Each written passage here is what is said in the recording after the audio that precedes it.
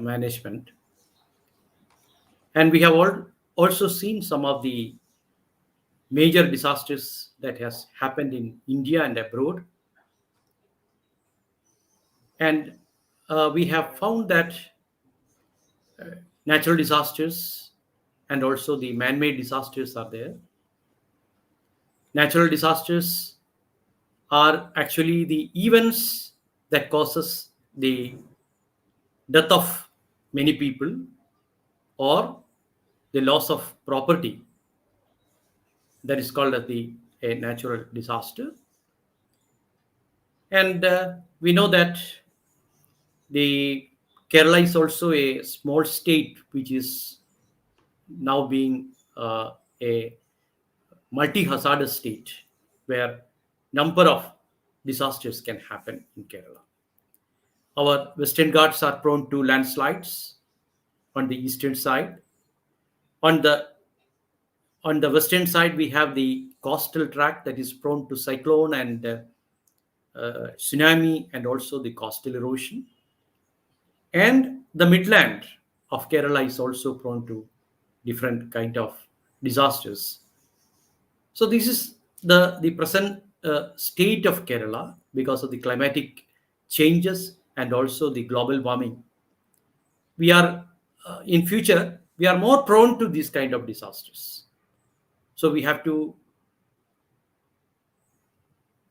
mitigate the possible disasters that is going to happen in Kerala, and the causes. What are the causes of these kind of disasters regionally, locally? What are the reasons? We have to find reasons for that one. Sometimes we may be able to make preparedness in the local level, and we can prevent the disaster to a great extent. So today we will talk about the different types of disasters, like the earthquake. Already we have said that Kerala is falling under the zone 3, where the seismic activities can cause a magnitude of 6.5 maximum. Then the landslides, cyclones, flood and drought, thunder and lightning, epidemics. Then man-made disasters like chemical and industrial disasters, accidents, dam burst, festival-related disasters, and all these kinds of disasters. And yesterday we have mentioned that thunder and lightning is considered as a very light disaster, but it is not like that. But when you compare the entire, when you take the entire state, you can see the death due to the thunder and lightning is very high. And the earlier statistics shows that 70 people die in a year. But now you see that because of some mitigation measures that we are adopting, we were able to contain, we were able to limit the death to 10 or so in a year. And you see that the revenue loss because of the thunder and lightning happening in Kerala. Also the telephone sector alone, you can see that the loss is very high. And what are some of the preventive measures that we take is the lightning rod. That is sometimes useful, but not all the time. And you see that the lightning energy enter houses through ground conduction from nearby trees. So this is a very common incident that is seen in Kerala, because you see that everywhere you can see around the houses, very tall trees are there. So this is making a problem for us. It is entering through the ground and making problems for us. And there are 3 types of electric discharge. One is within the clouds. When 2 clouds are within the clouds are there, cumulus clouds are there. Within that one itself, you can see the transfer of particles and electric discharge take place, and the thunder and lightning can happen.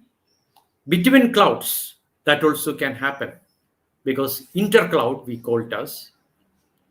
And the third type of thunder and lightning disaster is due to the cloud to Earth, the cloud in the atmosphere that interact with the Earth, and that is the most common one in Kerala. And you see that most of the death and loss of properties because of this third one, that is cloud from the atmosphere to the Earth. So this kind of electric discharge is making the problems, but you can see that the airplanes and other one, so that is facing these two type of intra-clouds and intercloud type of discharge during their flight. And what are the factors that is influencing this thunder and lightning? You know, the Kerala is a very favorable ground for thunder and lightning because of its topography. You know, the depressions, valleys, and other things. That is one thing. Watershed. Then the exposure, because more people are there and they are exposed to different places, particularly the agricultural land, the and other areas they are exposed. Then we are the awareness is a factor. In Kerala, we know the awareness has much more compared to the other states, but you see that awareness is very important.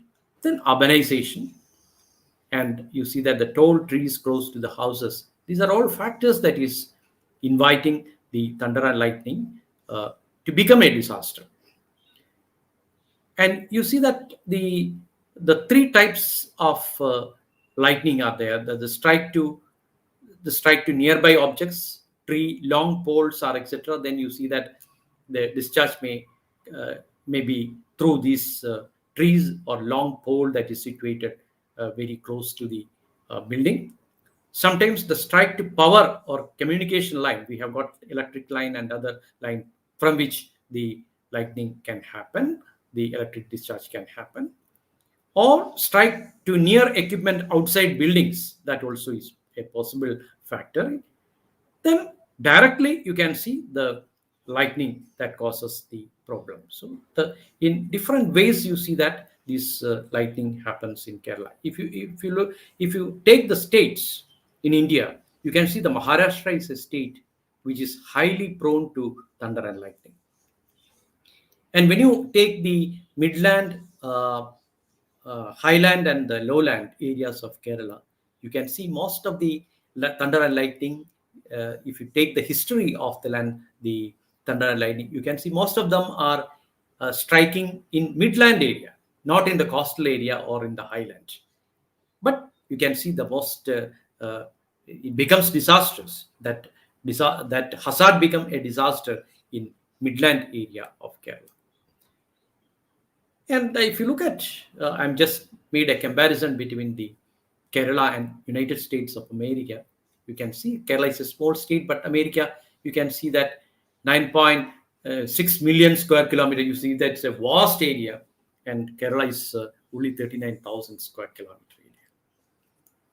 And this much population in America, but in Kerala, 31.8 million. You can see the difference, and the density of population is very high in Kerala. And comparing this, you see that the death in America only 67 death. That is a average statistics in the earlier days, in the last decade. And you see that Kerala it is 70 death. You can just compare how Kerala state is prone to thunder and lightning. And telephone is a very telephone sector is highly affected by this kind of thunder and lightning. And 1.9 crores that was they estimated in 2002. There. So we may have to take some steps. Awareness, particularly, that is the most important thing that we can take with regard to the thunder and lightning. Awareness is the most important thing. Then comes the cyclone. And you see that yesterday we have said that the number of cyclones in the Arabian Sea has increased. Now you see that today, if you look at the satellite picture, you can see that a depression has been formed along the southernmost tip of Kerala, that is southernmost part of the India. You can say that has been formed there, and you see we don't know how it is going to develop as a cyclone. It's a depression now, and it can develop into a cyclone within hours. So you can see the intensity as well as the number of such cyclones have increased. in 2004 to 2007, only 5 cyclones were reported, but 2017 to 2020, you can see 3 years, you can see that doubled the number of cyclones in the Arabian Sea. So this very clearly, it's obvious that because of the global warming activity, this the cyclone frequency and also the intensity has increased. And when you take the, we come across many kind of warning and alert in the media and other visual media and also in the print media. So what are this one? You see that the wind speed around low pressure area, if it is, the low pressure will be there, and around that one you will get a swirling wind. Then we call that one as a cyclone. We call that one as a cyclone. So when the low pressure area, so there is a central nucleus part that is low pressure, that is surrounded by a wind with a speed of 31 kilometer per hour, then we call that one as a low pressure that is developed. Low pressure developed. We say that that is what we see in just now in the southern part of India, low pressure. But when the temperature, when the wind speed is 31 to 49 kilometer per hour, we call that one as depression. And when the wind speed is 50 to 61 kilometer per hour, it becomes deep depression. And 62 to 88 kilometer, it is called the cyclonic storm. 89 to 117, we call it as a severe cyclonic storm. Then 118 to 166 wind speed, we call that a very severe cyclonic storm. And when the wind speed is 221 kilometer, 167 to 200, we call it a extremely severe cyclonic storm.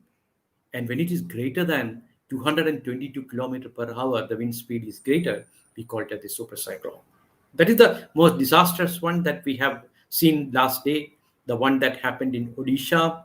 And also in 2021, we had a number of super cyclones that have formed along the eastern part of India. And also one traveled along the coast of Kerala, and it actually landfall was noted in Maharashtra, Gujarat coast. So the super cyclones are formed when so you can see a development, evolution from the low depression to deep depression. That is why we are tracking.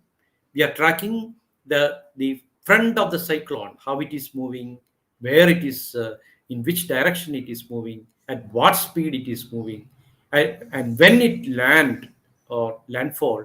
So all these are very important. We are able to track. Indian IMD is possible to give warning and alert for these super cyclones and cyclones.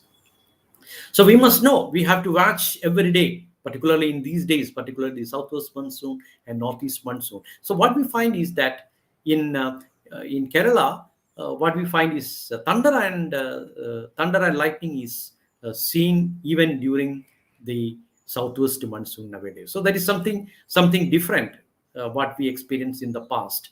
We never experienced that type of thunder and lightning during the southwest monsoon period. But now you see that very heavy thunder and lightning is experienced in the southwest monsoon period. So this is something, a different experience that Kerala is having. And when you come to the cyclone warning is there, and you see that the cyclone bulletin you will get in the media, IMD and also the Kerala State Disaster Management Authority is they are giving bulletins. Cyclone bulletin is released. Stage 1, that is the pre-cyclone watch. Then stage 2, cyclone alert. Stage 3, cyclone warning. And stage 4, post landfill.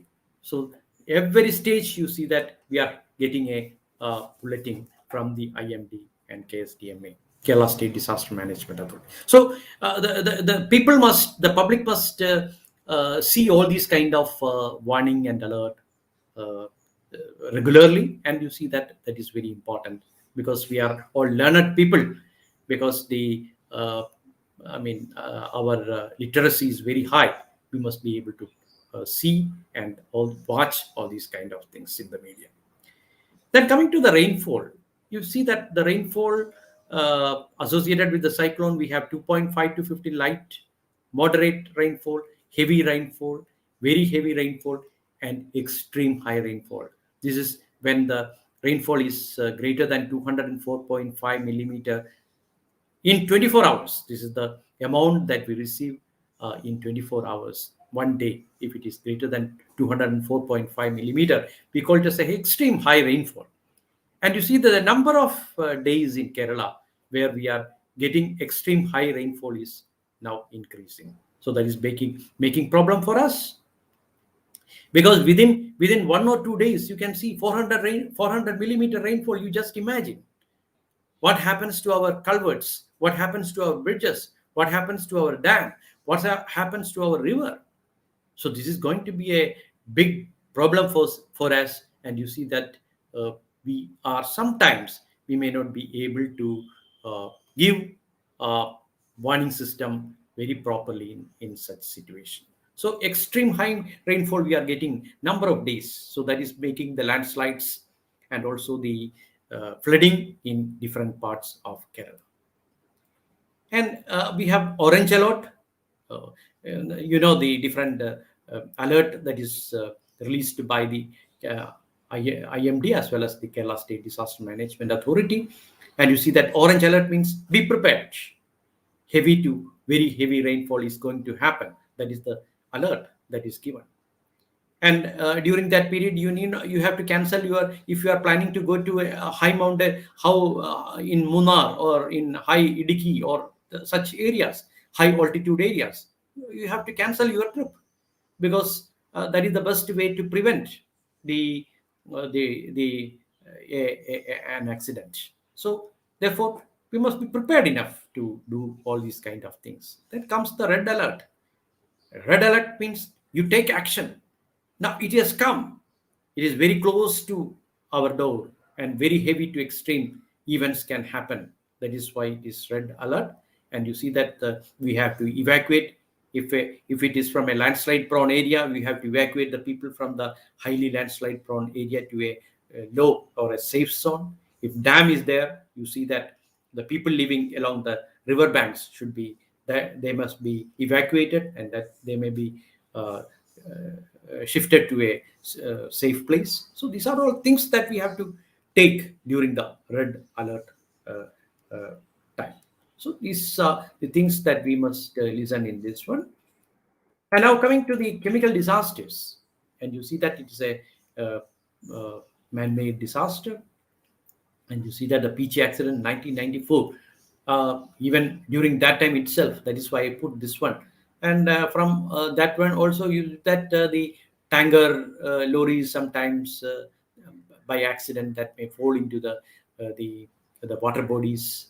Ammonia tanker in Kozhikode in 2001, benzene leakage Kasaragod 2006, industrial pollution Aluva Ernakulam belt. You see that number of times the gas leakages are there and making problems. Fire incidents in endosulfine at Cochin, these are the resultant, and pollutants in major rivers like Periyar. These are all chemical disasters that we see in Kerala.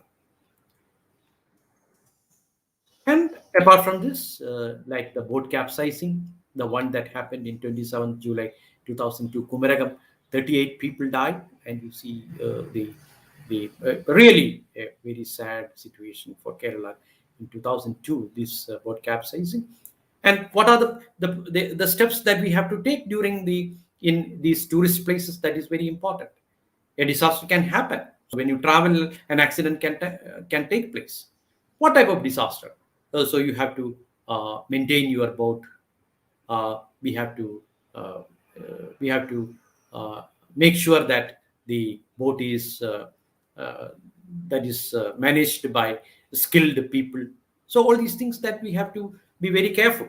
So we must be very careful in doing this kind of exercise, and we can mitigate the accidents by the boat or other kind of disasters.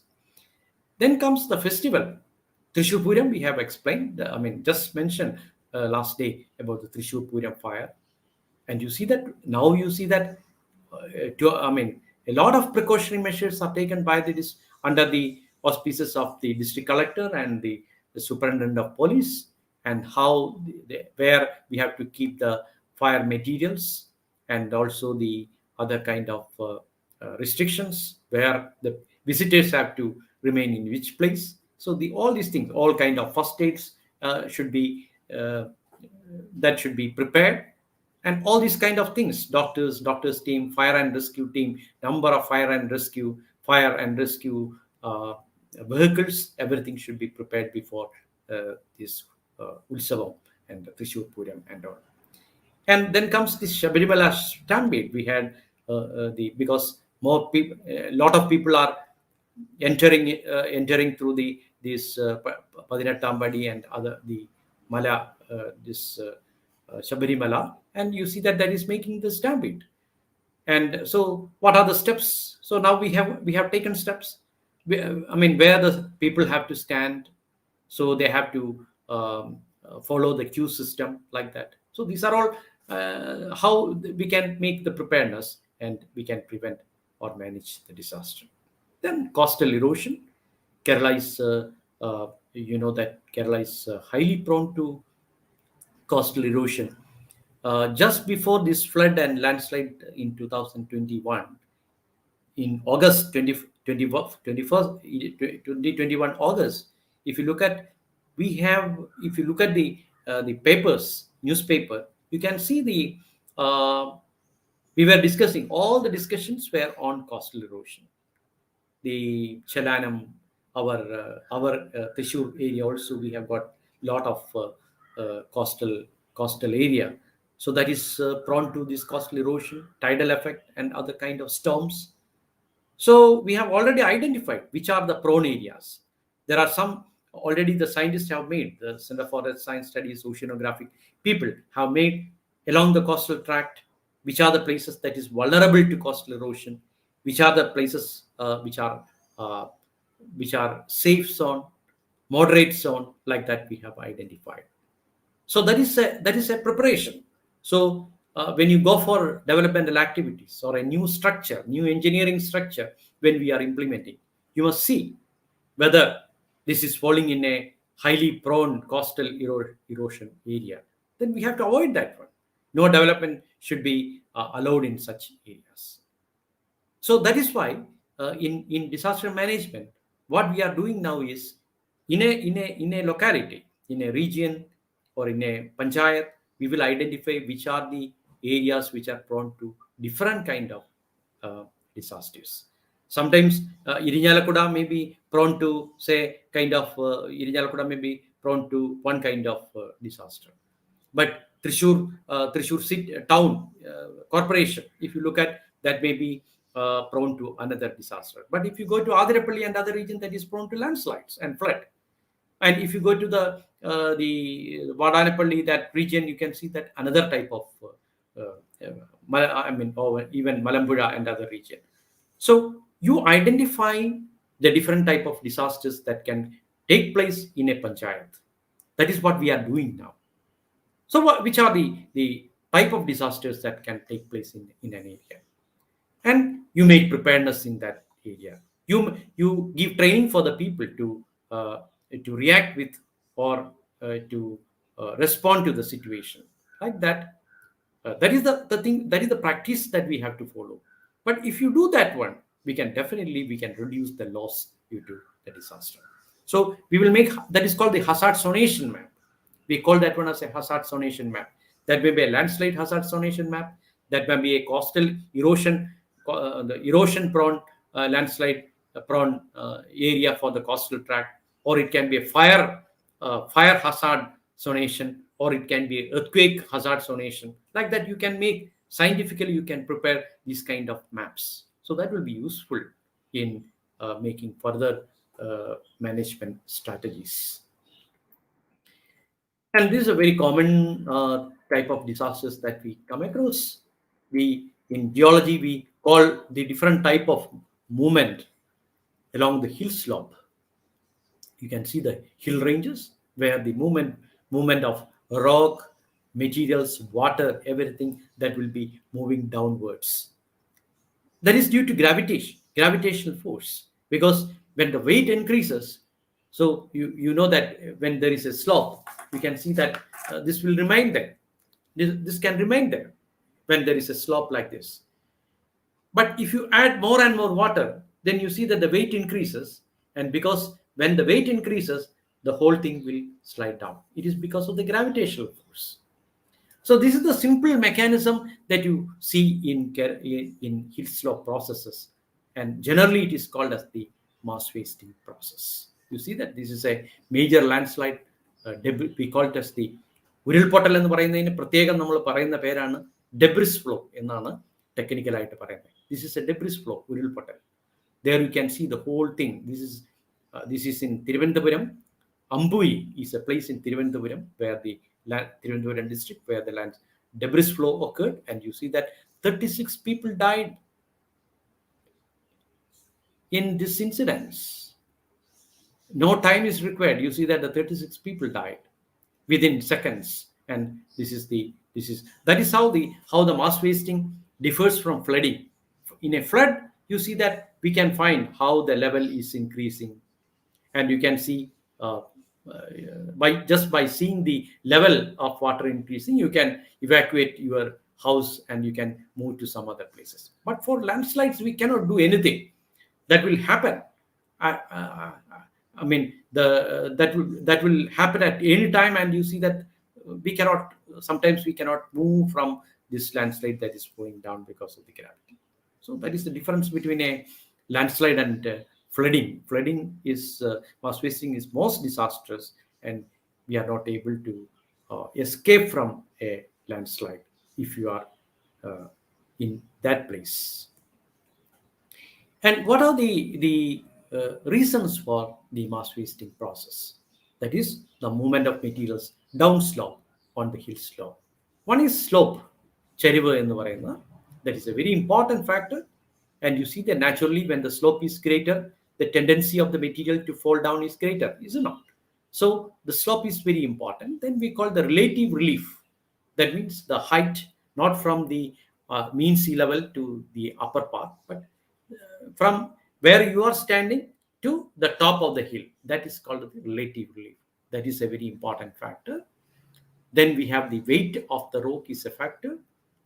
Deforestation, you see that sometimes how the area is having the vegetation, whether the area is rich in vegetation or it is poor in vegetation, that is a factor. Then rainfall, that is the triggering factor in all the mass wasting process or the landslides and other related activities. You see that in Kerala, the rainfall is the triggering factor. What do you mean by triggering factor? Triggering factor means all the other factors are there, but they are remaining there. Even though you see that all the factors are not favorable, the material is remaining there. But when the rainfall, when sometimes 1 centimeter rainfall is required, sometimes 10 centimeter is required. So when the rainfall is added to this area, then the landslide happens or debris flow happens, and you see that. That is why it is called the triggering factor. Rainfall is a triggering factor. And also that is in Kerala, rainfall is the triggering. But if you take Uttarakhand or Himalayas, you see that it is not the rainfall alone, but you see that along with the rainfall, earthquake is also a major factor that is influencing debris flow and landslides in Kerala. And you see that in Uttar Pradesh or in Himalayan region, earthquake is also a triggering factor. But luckily for Kerala, you see that the earthquake and rainfall is not occurring together. And if it is occurring, definitely we also have problems in Idukki, Wayanad, and these areas. We also may also face a threat from the landslides. Then comes the drainage. You know that drainage is a factor because you can see the small streams that is coming down in the hillocks. I don't know whether you have experience. If you go to Kudiran is not far away from Thrissur. So you just travel to Palakkad. You have to see the Kudiran also because it is you can see a tunnel there. I don't know how many of you have gone there. So you just visit that place. So a tunnel is there, and you see that that is a hillock, Kudiran Mala, and you can see small streams that is coming out from the hillocks. And they are called the first order streams. They are called the drains. And these first order streams can be seen only during rainy season. But if you go to the dry summer season, like March or April, you won't get any water that is draining through this drainage. So they are called as the first order streams. And these first order streams are very important, because many people, what happens is, these first order streams can be seen only during the monsoon season. What they do is they go and construct houses across these first order streams. And you see that when rainfall is there, when the rain is there, the problem will arise. The whole thing will come down. You can see number of examples in my photographs. I will show you how many places this kind of blockage of drainage has created the landslides and debris flows. Then other inherent factors, like if you take the rock type, is a very important factor. You see that the laterite, vertical and laterite. Laterite is, if laterite is present in the hard rock, you see that when the laterite contains lot of clay pockets in that, but white clay you will get in laterite sometimes. If you are getting laterite containing the clay pockets, that is having the material, the cohesion, friction angle of this rock is very low. That's an engineering property of the rock. So depending upon the rock type, you see that the engineering properties like cohesion and friction angle also varies. So that's a factor that is governing the landslides and mass wasting problem. Then you can see number of joints that is cutting across the rocks, and how these joints are facing, what is the length, and how pervasive these joints are. They are all very important factors. They are geological factors that is involved in mass wasting process. Then we call that one as the pore pressure at potential slide surface, because you see that I have already told you that rainfall is the major villain in many of the mass wasting process in Kerala, because the water infiltrate through these rocks that build up pressure. And when the pressure increases, that is why you see that the rainfall, I have told you that rainfall is a factor. When more than 200 extreme rainfall, more than 204 millimeter rainfall 24 hours means you see that the water accumulating in a particular area, and you see the water is not drained, and therefore pressure is developed. And this pressure actually induces, or that causes the landslide, initiate the landslides. So pore pressure at potential slide surface is another factor. And then we have the quarrying. You know that in different parts of Kerala, you can see the quarrying is becoming a problem. Quarrying has got, I won't, if now what we are doing is all quarrying is stopped during the monsoon season. Now you can see many of the district collectors, they have told the quarry operators to stop all the kind of quarrying, because quarrying has got its impact. Quarrying causes blasting, and blasting can give rise to vibrations. And these vibrations can develop small fractures, small porous spaces, increase the porosity and permeability of the upper material, that we call it as the overburden material. And this material gets soaked because porous space is there. You see that the more and more water can be stored in that one. When more and more water can be stored in that one, you see that the weight increases, and therefore it comes down. So quarrying is a factor, of course. That is not the lone factor that is causing mass wasting or landslide, but that is also one of the factors causing the mass wasting process. Then we have the reservoir-induced seismicity, because you see that when the dams are full, maximum water level stage, maximum water level will be there. During that time, sometimes that is called the reservoir-induced seismicity, because water level is very high, and because of that, small vibration can be there, and that is called the reservoir-induced seismicity. Even that can create 1.5 or 2 magnitude tremors that can also lead to landslides. Then we call it the land use changes. You see that we are we are just chopping our forest trees in a forest. Then you see that we are going, all the wild trees are cropped, then we plant shallow rooted trees, so that is making problem. Or the quarrying practices in a good area, in an agriculture area, rubber plantations. Now you see that many of the rubber plantations are converted into quarries because it is more economical, they are saying. And so this kind of changes making problem, and that is actually inviting the landslides in high ranges.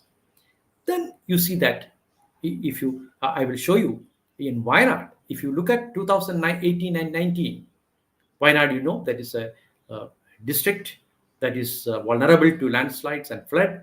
There you see that I don't know whether you appreciate that one. You see that in Wayanad, most of the landslides and landslip happen is close to the roads, the new roads, and the developmental projects that is made in the Wayanad area. So we have plotted all the landslide, and we could very well see that they are actually, that is associated with the road, I mean unscientific road cutting, unscientific places where the houses are built, where most of the slip and the slide happened. And this we call it the Uril, that is called the debris flow. This is Pullurembara that is in Kozhikode.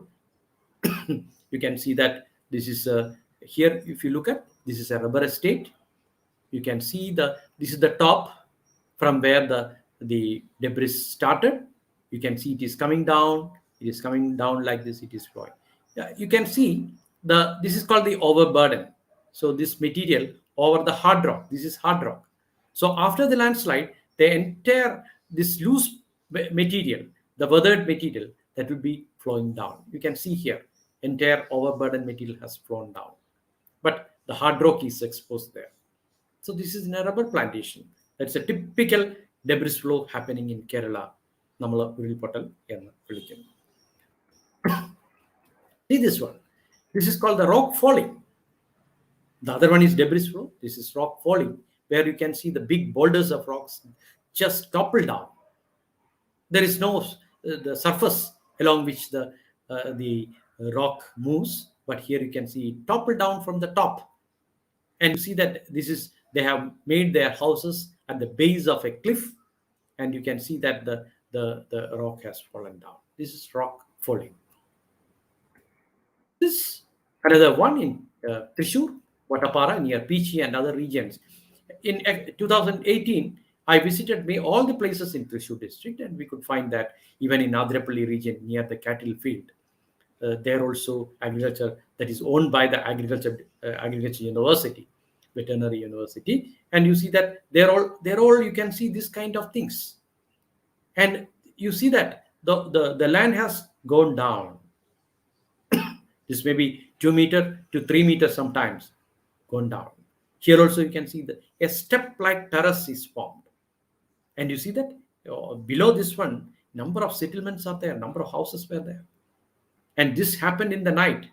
And luckily, that didn't turn into a landslide or debris flow. That didn't happen. So they were lucky, because when they saw this kind of step-like movement, all these people in front of this hillock, they moved to a safer place, and you see that thus a bigger tragedy was avoided. So the thing is that even now you can see number of places in Kerala like this after the 2018-2019 landslide. We call it as an aborted landslide, because this is only a partial landslide. When water is there, if the water falls, more and more water is falling on this one, at any time the whole thing can come down. Then it becomes a landslip or mass movement.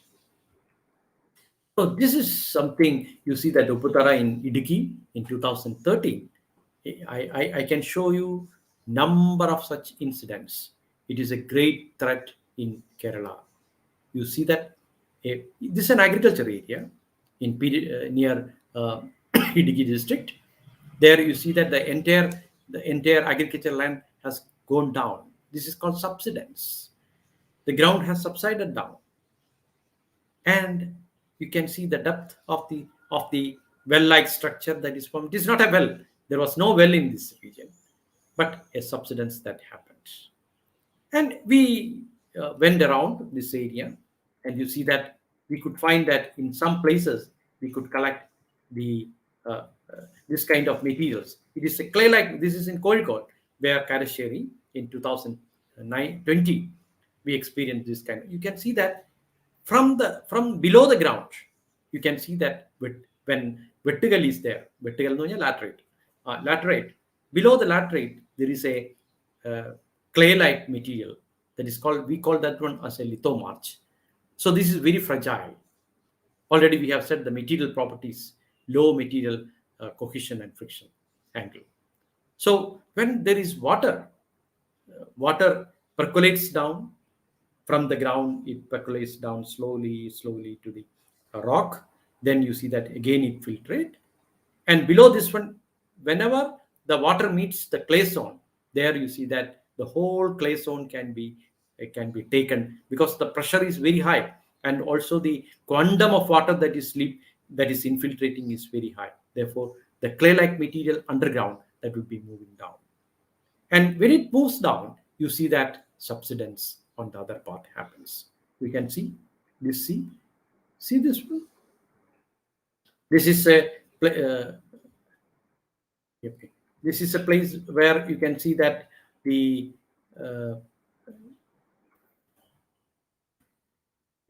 so you can see this white pockets. This is a lateritic terrain in Vadavadur is in Kottayam district, where you can see how unscientific they are making this land cut. They are making houses here. You just see they are L-shaped cut. And sometimes they excavate material from underneath, from here itself. They take the materials. Therefore, you see that the weight of the materials at the upper part will be high, and the lower part is excavated. Therefore, the weight increases. When there is more rainfall that infiltrates down, the weight increases, the whole thing will collapse. So this is Vadavadu. You can see this rice mill here in front of this lateritic mound. So what happened? This is in 1994. When we reached in 1995, next year, you can see the whole thing collapsed. And it was very lucky that, this is the previous photograph we have seen, a rice mill. The whole thing collapsed.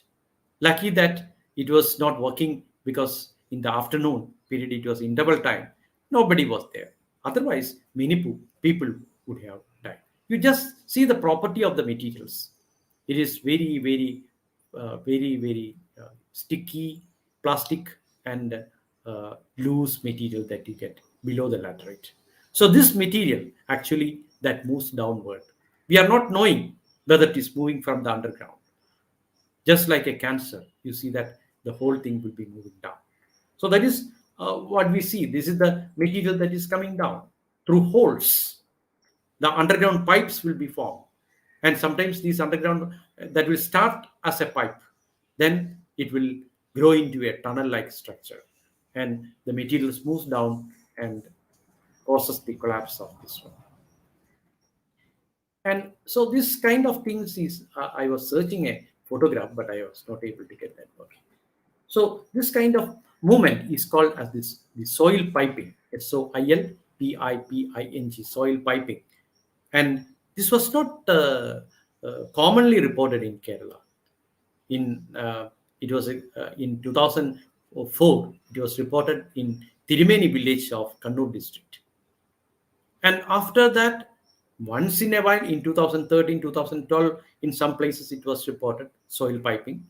But now, 2018, 19, 2021, even now, last month, if you go to Idiki, you can see number of such collapses, subsidence and soil piping you can see the evidences of that one in Idiki district. So this is increasing, growing, and how people can live in such areas, we don't know.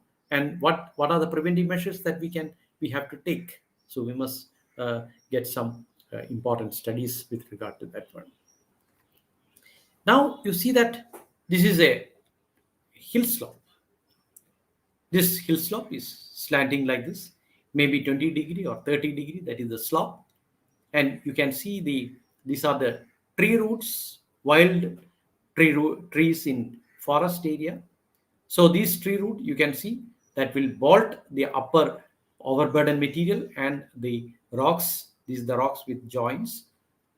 So this will bolt the upper material and the upper overburden material, and the lower hard rock is bolted by the deep roots of wild trees, forest trees. What we are doing? We are just cutting all these trees. Then what happens? You can see that this will decay. In some places the roots will decay. They might have taken the tree trunks, but the root will remain there. The water infiltrate through this one, and you see that will infiltrate down, and you see that when laterite is there, below the laterite you will get the lithomarch, the softest layer. So water will come there, concentrate there, make pressure, and you see that the whole thing sometimes move down, or sometimes the whole thing will can come down. That is called the what we call the debris flow. The whole upper part, because water cannot move downwards because it is hard rock. It is not porous and it is not permeable, so water cannot move down. So what happens is the water, lot of water pressure. Now we have already last time we have been hearing two terms like the cloud burst and all. So what is cloud burst? Cloud burst is a phenomenon where you see that for a short distance, aerial distance, you can see that the rainfall of say 10 centimeter or 5 to 10 centimeter will be falling in 1 hour. It's not. So in 1 hour, if the so much rainfall you get, then we call that one as a cloud burst. And now you see that as part of the climate change, associated with the climate change, the number of such cloud bursts are increasing. Not cloud burst, sometimes it may be a semi cloud burst, or as a mini cloud burst. We can call it as a mini cloud burst because the rainfall may be not 10 centimeter, it may be 5 to 6 or 7 centimeter. 7 to 6 centimeter means it is too high. In 1 hour, the material cannot afford that one.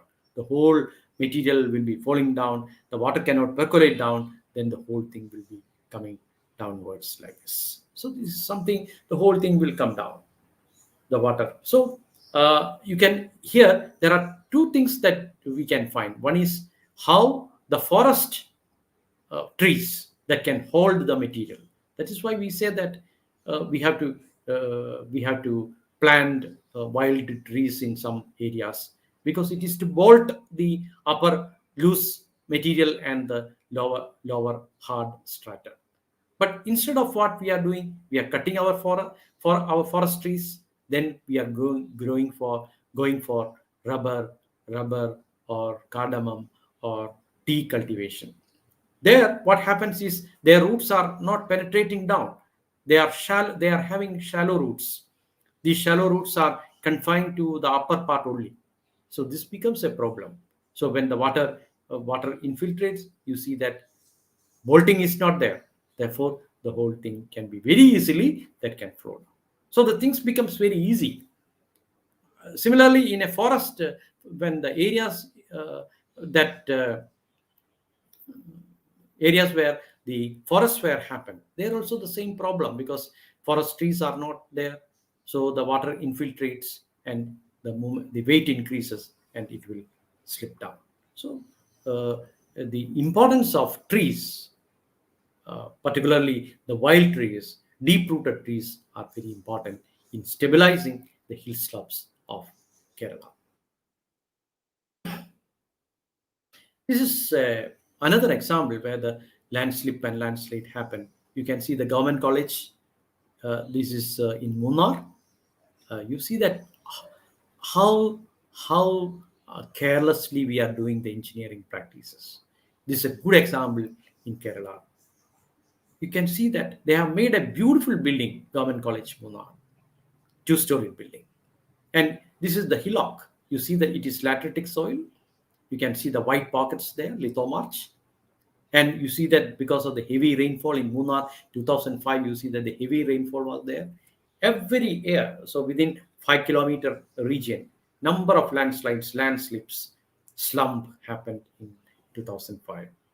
So during that time, you see that what happened is that water percolated down, and you see that many of the drainages, already existing drainages, you can see in the hillock.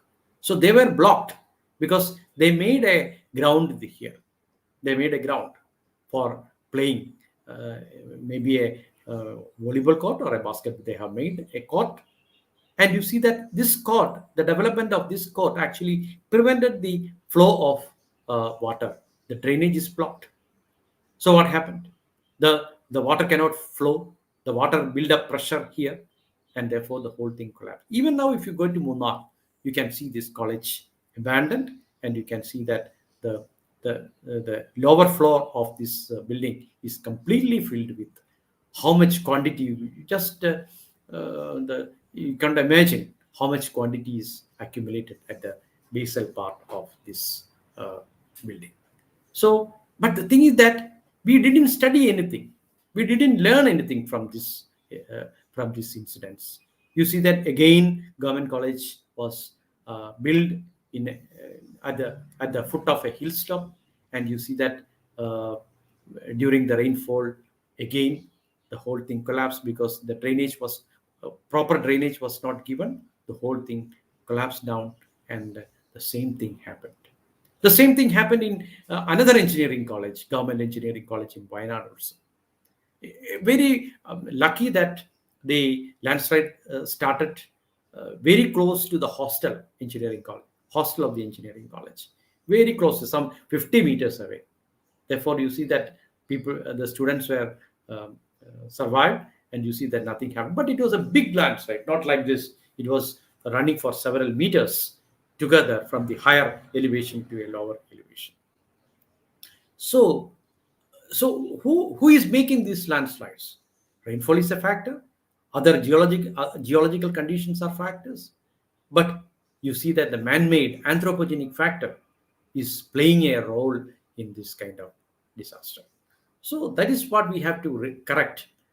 We have to, when you make constructions, when you make roads, new roads, you must be careful. You have to systematically, you have to do the geological, geotechnical studies, and after that you go for the buildings and other things. You never block your natural hollows, natural drainage. That must be preserved. That must flow. Otherwise, this kind of incidents will repeat. And this is what we call the another very good example that I will show you. This is Sagamala. It is in Thrissur district. Agamala, you know, this place, 2004, where the landslide happened. You can see it is in a degraded forest area, and you can see it is there is a rail track. Rail track is there on the other side, and number of settlements are seen in front of this hillock. And the landslide happened, big landslide from the peak of this hillock. It flowed down, and what happened, you know? And you see that there were a number of settlements here, and these settlements, luckily, you see that all the big boulders and other things flowed very close to that buildings and settlements. So the miraculous escape was there. And later we went there, we examined the whole area, and we could find that new cracks have been developed on the other side of this hillock. We informed the Tahsildars and village officer that this area is not good for living. All the people should be shifted from this place to another place.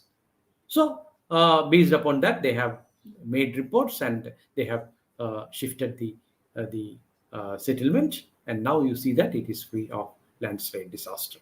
So this kind of arrangement, this kind of precautions that we have to make in disaster prone areas. This unexpected, all the disasters are unexpected, but we never thought that this kind of disaster will happen in Petimudi in Idiki, Munnar district, Munnar, Idiki district, Munnar area. You see that old rubber plantation, okay, and you see that the landslide debris flow happen at the top of this one, because over this tea garden you will get a forest at the top of the hillock. A forest is there, and forest, then tea garden, and then you will get the layam settlements of the uh, tea tea grower laborers. Layam you will see at the bottom of this one. But speaking geologically, you see that this area is not that much prone to landslides. Well, let us see what happened there. You see that this is the satellite imagery of that area. You can see the evergreen forest at the top. The landslide started from here. This is the place. From this one, it started like this. This is the plantation. Plantation, that is the tree, tea plantation. Then this is the settlement. You see that the whole water.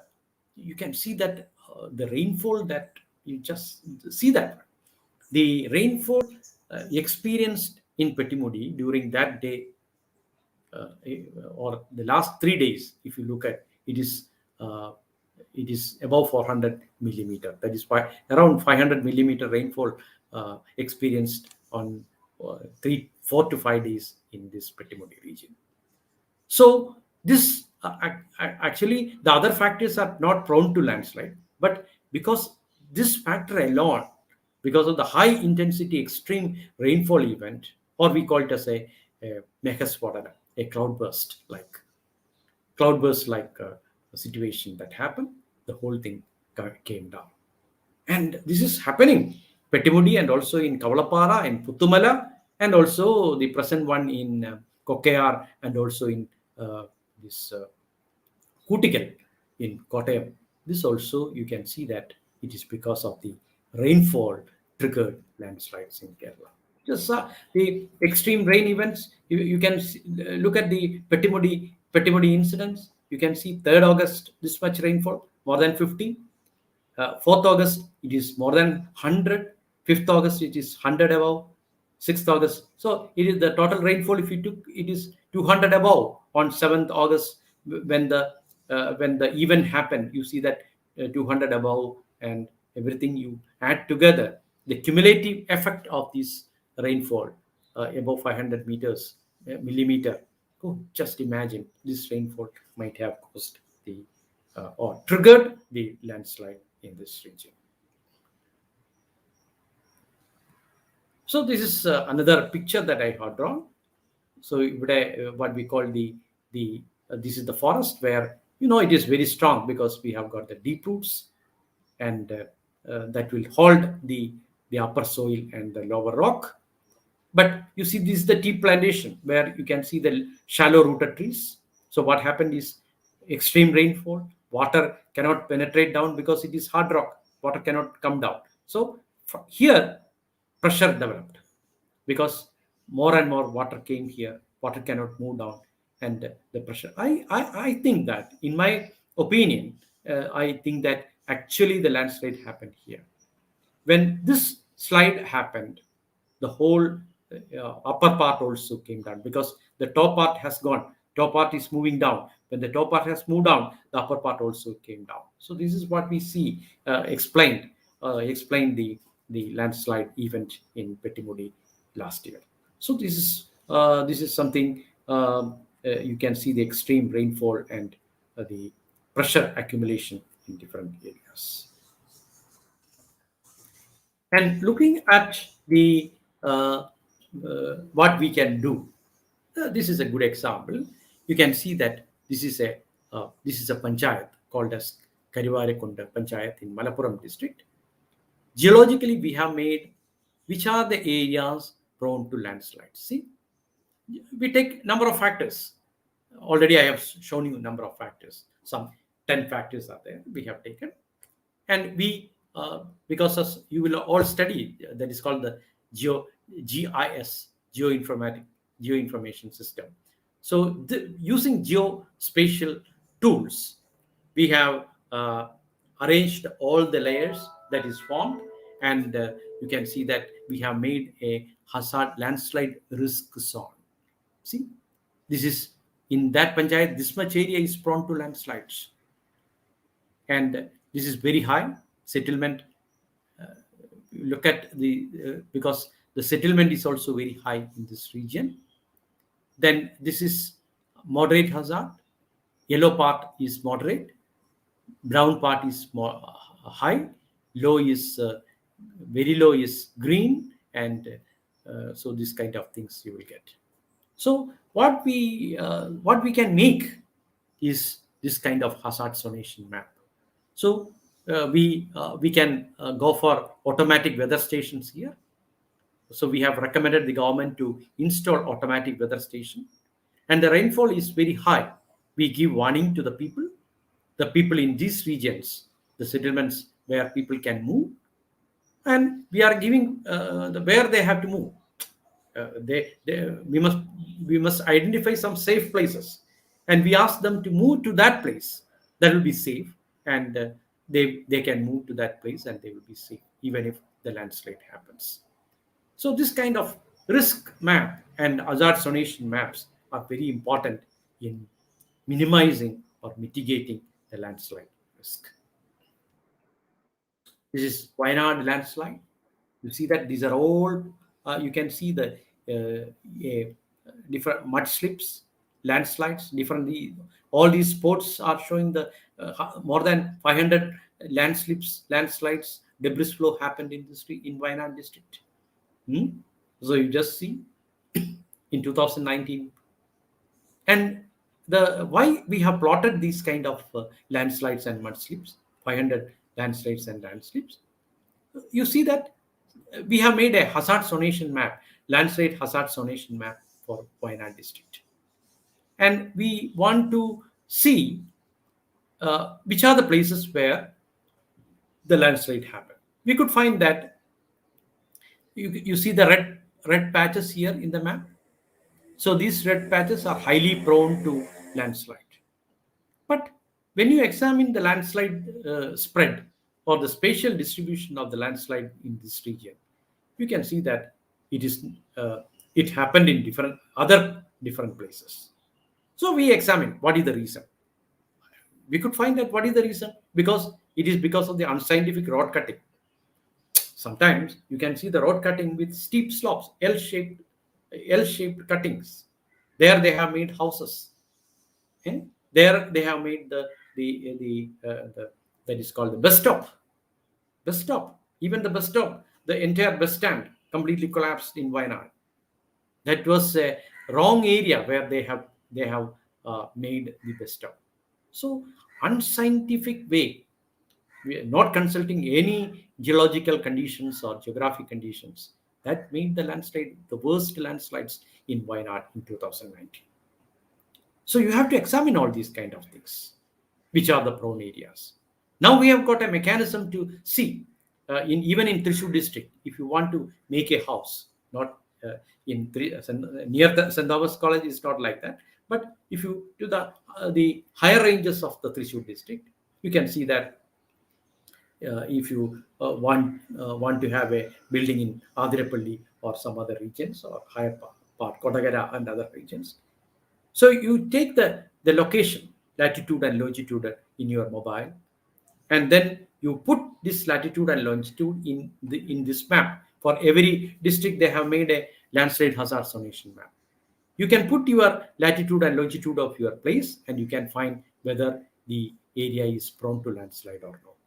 If it is falling in a landslide hazard zone area, red category area, just you withdraw from making a house in that area. So people can check that one. But the thing is that the people are not aware of this one. So we have got many things in our website, in KSDMA website. But the public is not knowing that one. Even the panchayat officials, they are not knowing how to use these kind of tools. So we have to make some kind of awareness among the people, local self-governments and the local people to use how to use these kind of reports and these kind of maps. So coming uh, uh, the different factors in Kerala uh, in the last Wayanad incidents and all, if you took up, the main reason is toe cutting. Toe cutting means hillock is there. From the top of the hill, they are cutting. So it becomes unstable. Second is when drainage is there, first order drain I call, because only in the monsoon period that will be remaining. That is blocked because to store water. So in 2010 or so, I remember people were after conserving water in steep slopes. In Kannur, in Kozhikode, different Malappuram, every region, you see that the people go and they construct Malakudi, rain pits. And all the local self-government gave money for constructing rain pits. And you see that many landslide happened because of that one. That is wrong. We have to find which are the suitable places. If the slope is greater than 20-degree, you never try Mayakuri or check dams. You check damo അല്ലെങ്കിൽ rain pits in such areas, you cannot give permission for construction. So that will make problems. So people must know that one, where we can make rain pits. But if the slope is less than, say, the 20-degree or so, it is safe. You can make rain pits. That is good. That can prevent your drought. Drought is another disaster. That is good. But everywhere making this the flowing water to stand, that is not safe. So you do the geotechnical studies and other practices and go for the conservation of water. Then land use practices, quarrying in all the places. You know that we cannot give permission for quarry in all the places. No, we cannot give, because if it is a high hazard zone or a low hazard, medium hazard zone, sometimes the blasting or the vibration caused by the quarry that can cause landslides. So we cannot permit. So we have to see that one. Then artificial loading of water on slopes, quarrying, blasting, and deforestation. Forest is very important. Deep forest, deep tree roots are very important in stabilizing the slopes. Now, what we are doing is we are trying to plant trees, particularly the bamboo and other kind of trees in slopes which are prone to failure. So that is a what you call a biological what you call or bioengineering protection or bioengineering strategy for reducing the landslide in areas. So all over the world, people are encouraging that type of bioengineering measures for reducing the landslides. So that's about the landslide part. And now we come to the flood and the drought. And these flood and drought, if you come across, uh, uh, these are the two parts of the same coin, as I have said yesterday. Kerala, that is a small state with a steep slope. You see that the Kerala is having a very gradient, it is the gradient of the Kerala terrain is from the east to west. Towards Arabian Sea, it is slanting. So whatever rain that we get, 300 millimeter rainfall average you take, not this year rainfall or past 3 years rainfall, but if you take the average rainfall, it is 3000 millimeter or 300 millimeter what we are getting. Even last time, even though we had a very good rain, some 4000 millimeter or so, what happened to our water? You see that whatever rain that is falling on our hill slope, on the highland, midland, they are just draining to the Arabian Sea. The study shows that it takes from the highest part of the Western Ghats. It takes only 24 to 48 hours in different areas depending upon the distance. You see, the 24 to 48 hours is required for flowing all the river from the highest elevated area of the Western Ghats to the Arabian Sea. This is a estimation or the report submitted by the Center for Water Resources Development Management.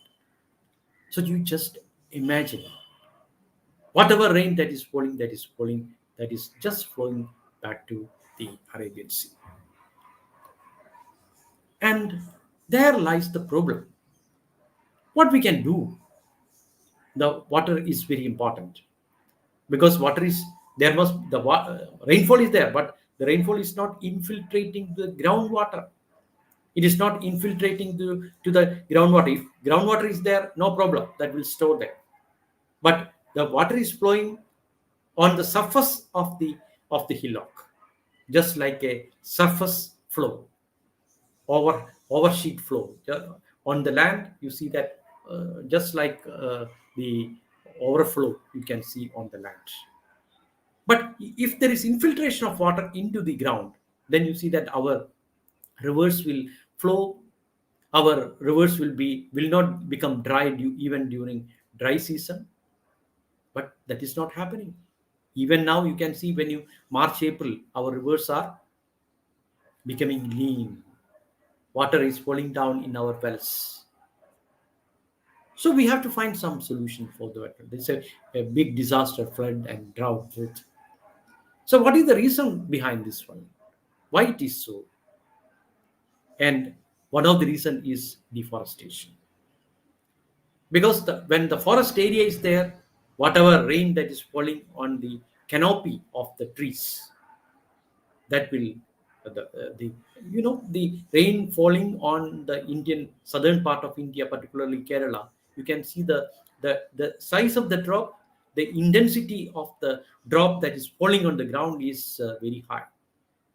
So the impact of the rain drops, that is actually it is slowed down by the canopy of the trees. So the canopy will that will slow down the velocity.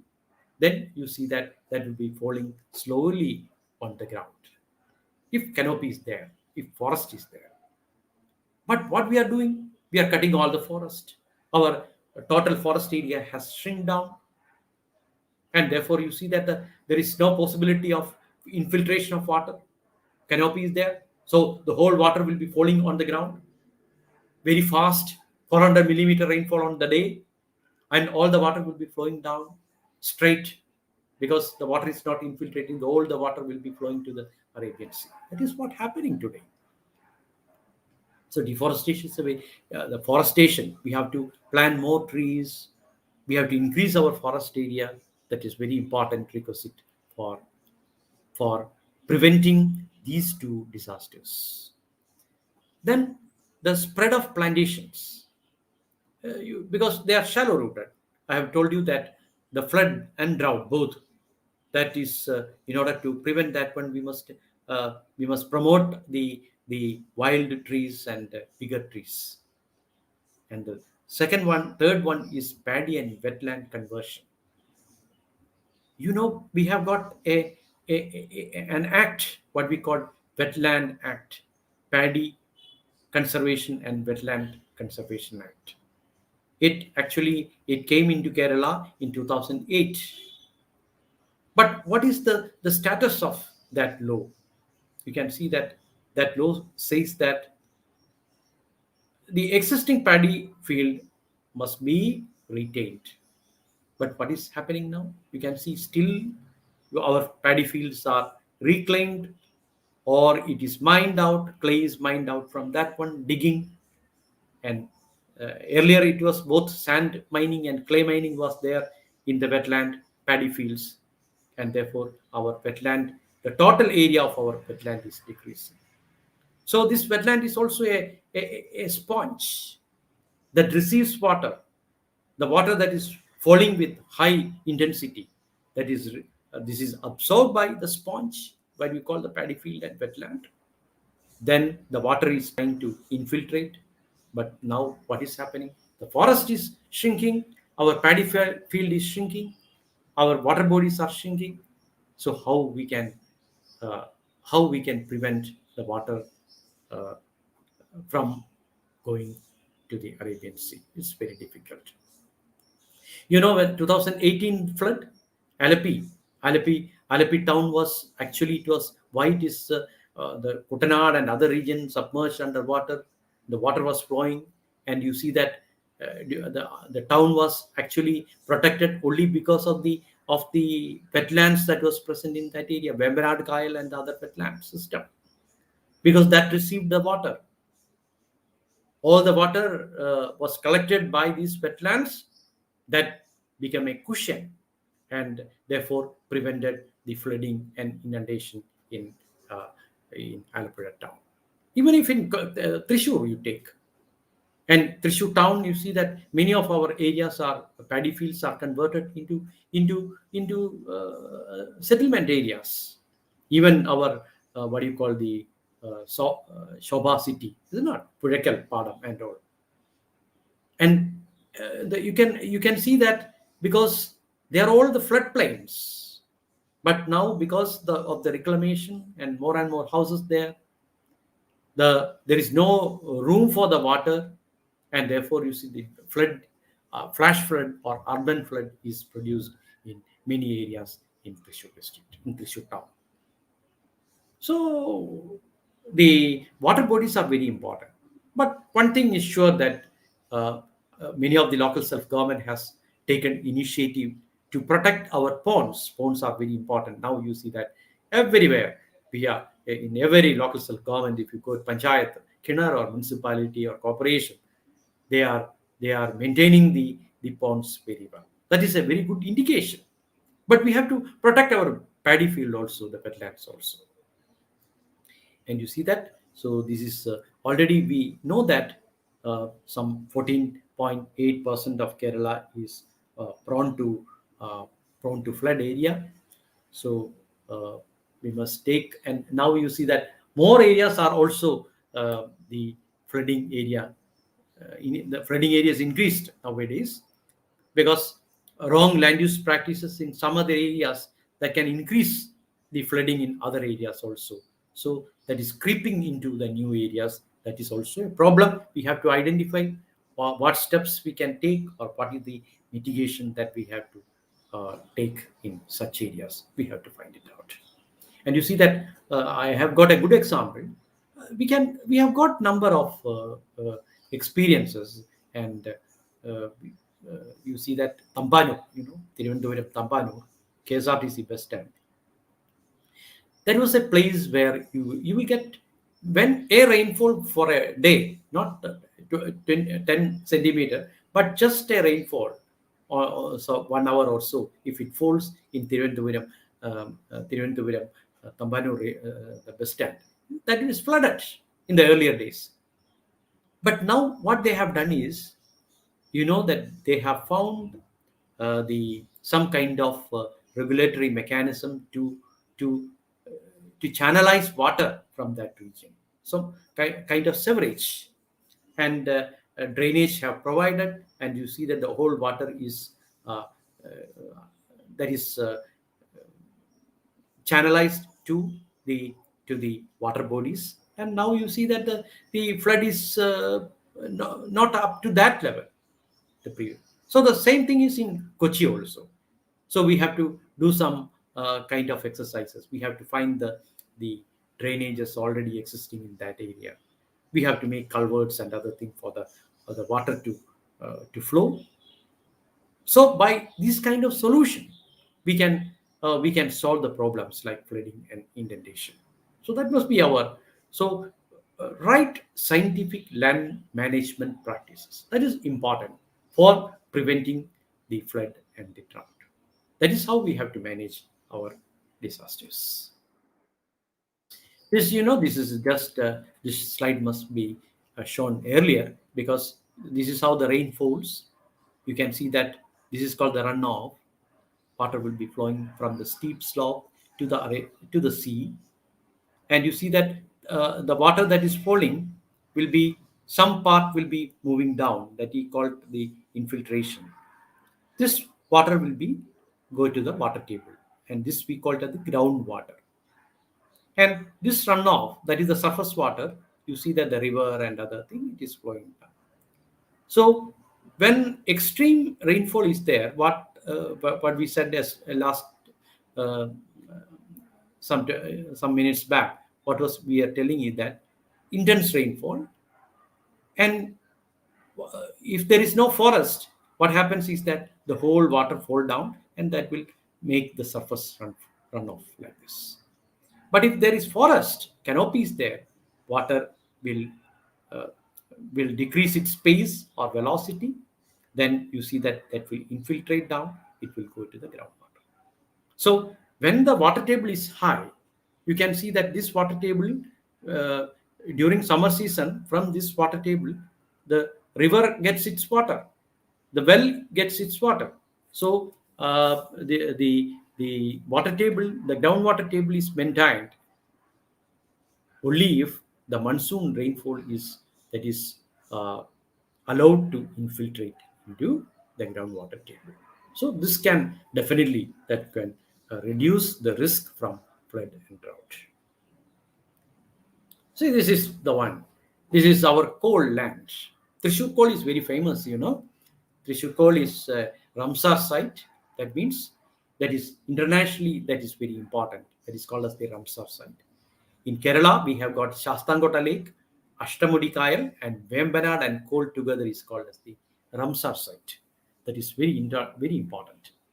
So, what is happening in some parts of the south coal, southern part of coal that is in our Irinjalakuda area, that is south of Karivennur River? You see that this part at the top you will get sand and silt, then you will get silt clay, then you will get the sand horizon in some areas. You see that this is sand, and if you take, I am taking a section underground. So from the paddy field, I have taken a section like this, 6 meter depth section. At the top soil, then you will get the plastic clay and other thing. Then below that, I will get not everywhere, but in some areas, I will get sandy horizon, sand. Okay. Then you will get the decayed trees and peat like this in underneath. So what in the earlier days, what they were doing is they have mined all the clay, they have mined all the sand, because you know sand is precious, and therefore they have mined this sand that is found below the lateritic cap, and so some problem with my battery. Okay, no problem. This kind of thing, you can see that the sand horizon here. So they started digging the this sandy horizon, and they used for construction purposes. I will show you another slide. Okay, see this. This is. Do you know which part is this? This is southern part of the core. Just see the depth. They have taken all the material that is present, the sand, the clay, everything at the top part. And you see that the sand is a very important aquifer that hold water. So when there is monsoon, the water infiltrate down, that is stored in the sand. It is prevented from flowing as runoff, and therefore it is preserved. And this preserved water is supplied to the wells surrounding, and also the rivers surrounding Karivennur and other region. But now what is happening? We have already dug all the materials which stores water. Therefore, you see that the drought situation also increases. More and more wells become dry.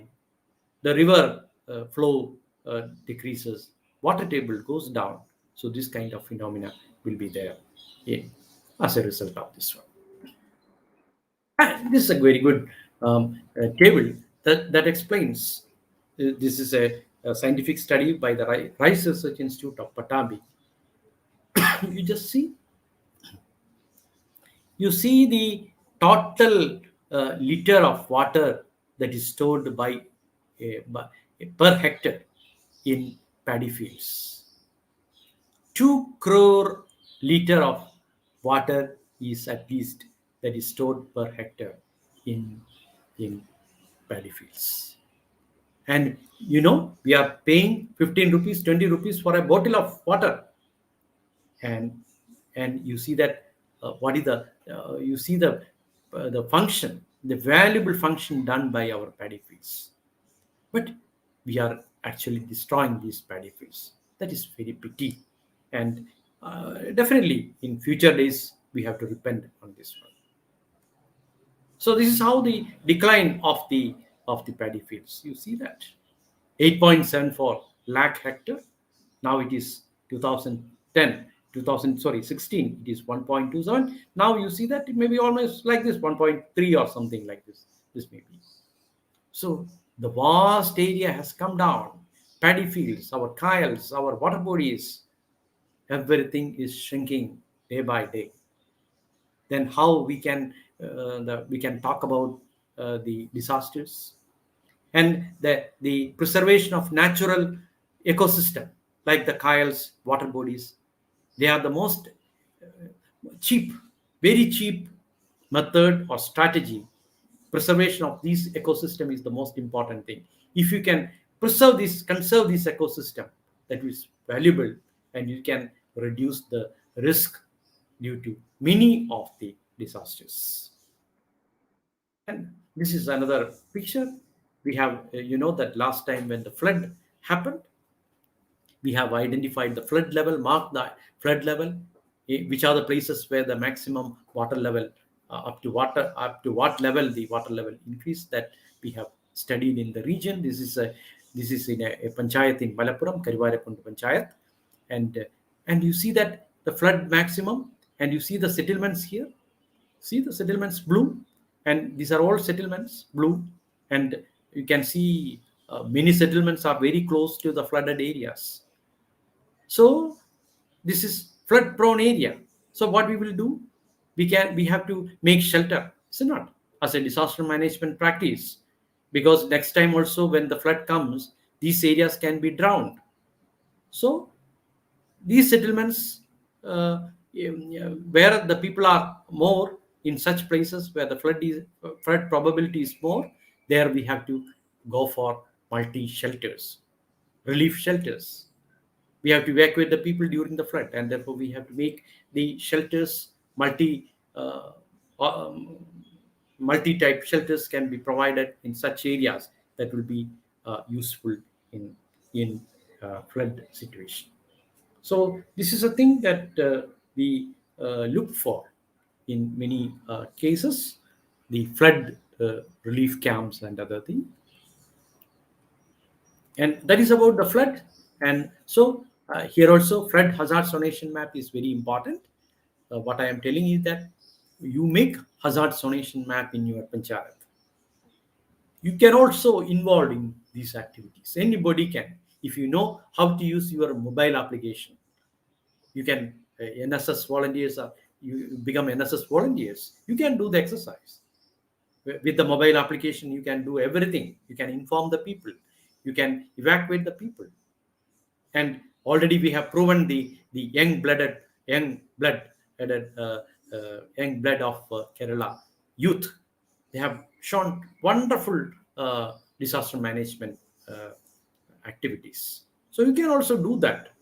So this is they have done the flood hazard zonation map and evacuation of the people in the hazard zonation hazard area during the extreme high rainfall events.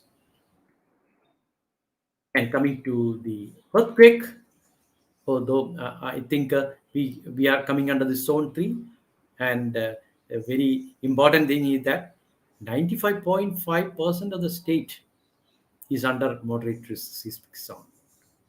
So this is something great, 95.5% of the state is coming under. So a maximum magnitude of 6.9, 6.5 to 6.9 can happen here. And we are sure that our buildings are not so bad, just like that of Gujarat in Kutch region. And our rocks are also very resistant to the seismic shocks. and therefore we don't have much threat from earthquake or seismic shocks. But still, we must be careful. We have to give much attention to the earthquakes. And coming to, so this is one, this is called as the Bharathappuzha. നമ്മുടെ ഭാരതപ്പുഴയാണ് ഇത് ഒഴുകുന്നത്. You look at this Bharatapuzha river, you see that this river is flowing like this, making a right angle trend like this, right angle, 90 degree at Deshamangalam region. Then it is flowing like this towards the eastern part. This is a place, Vadakancheri, December 2, 1994, there was an earthquake in this region. That earthquake was not a small one, but a considerable magnitude of around 4.5 or something like that. Deshamangalam, this area again. And also you can see that this place, our Pichi, that region also, small tremors are occurring. Small, not big, 1.9 like that. Tremors are occurring in this region. So there is Chitanda, Erimapatti region, Maridongara, and you see that all these places, all the seismic shock they have experienced. So what happening is here, because of the tectonic forces, that is not created by we people, but it is a natural process. The plates are moving, and therefore because of the natural tectonic movement, Indian plate is moving towards northeast direction. As a result of that, the pressure is induced in the Indian plate, and you see that as a result of this the pressure, you can see that here also the pressure is accumulating at this bend, 90 degree bend, Deshamangalam, that region. And as a result of the accumulation of pressure, sometimes the pressure, when it exceeds, sometimes the pressure is released, just like our rice cooker. Rice cooker, when the steam rice cooker, you see that when the temperature is very high, sometimes the steam will be coming out, whistling sound you will get. Just like that, you can see that the shock energy is released in this region. So this is a very important area where the accumulation of pressure, seismic pressure is there. Then another very important area is our Periyar region, where the Periyar river flows. Periyar river is flowing through a crack called as that is extending for several kilometers. This is Kerala. You can see number of fractures. See these fractures? You can see number of fractures. So these fractures are these fractures are conducive for earthquakes. They are called as the lineaments. And we have put all the earthquake events, and we could see that all the earthquake events are associated with these fracture zones or lineaments. These fracture zones are running for several kilometers, sometimes 100 kilometers or so. This one you can see in Idiki, from Idiki to Palakkad. This lineament is oriented. Another one from Idiki to Ernakulam. This is the Periyar lineament, and through which the Periyar river flows, and Mullaperiyar Dam is somewhere here at the top. So you can see the number of lineaments and fractures in Kerala along which the pressure can be accumulated because of the tectonic movement, and the pressure can be released at any time. So this place also, it is prone to earthquake and seismic shocks in future. You must be careful. And we are when you examine the history of the earthquakes past, Nedungan 1988, maximum of 4.5 intensity was experienced. In 1994, 4.3 Vadakancheri, Iratipetta magnitude 5, that is the biggest one that so far reported. Iratipetta again repeatedly in 2001, 4.8. Thiruvananthapuram 4.5, 2001. Talasheri, it is magnitude 4. And you can see that these are all moderate earthquakes that we have experienced. And even now you can see that small tremors, and that is why we say that we have to take some preventive measures and some kind of strategic measures for meeting the seismic shocks. And do's and don'ts when an earthquake happens. People must know if a prone area, particularly in Cochin and all, not our places, but in Cochin, if you look at, you see that some 23, 24 storied buildings are there. And now you see that presently when they construct the houses, they are making some kind of design. They are putting different methodologies that can resist the seismic shock, like that they are doing. But in the earlier days, the buildings were not having this kind of uh, seismic resistant design was not there. So there are some unsafe, maybe some unsafe buildings in areas. So we have to strictly follow the building codes. What is the area should be there. So in some of the buildings, you can see that some 20 story building, you can see at the middle, if you are putting a swimming pool, that is dangerous. We cannot, in zone 3, we cannot permit a building like that one. A building, 20-story building with a water tank at the middle part. So it is dangerous. It can collapse at any time. But it may be safe in a zone 1, it is safe. But in zone 3, we must take precautions. In zone 5, it is not possible. You cannot give permit for a 20-story building with swimming pool at the middle. We cannot give that. It will collapse. So this proper structural design is very important. And also the public places where more people comes together, there we must retrofitting. We have to examine, engineers must come, geotechnical engineers must come. They have to see whether the place is strengthened, whether it is resistant to the earthquakes and other shocks. So if it is not, then you go for retrofitting. You give kind of retrofitting and other engineering practices for that. Then comes the preparedness.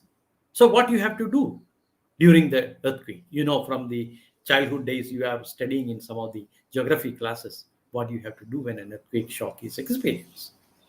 And when the earthquake happens, sometimes you see that our door may, the windows, the glass panes in our windows may sometimes a kind of vibration may be experienced.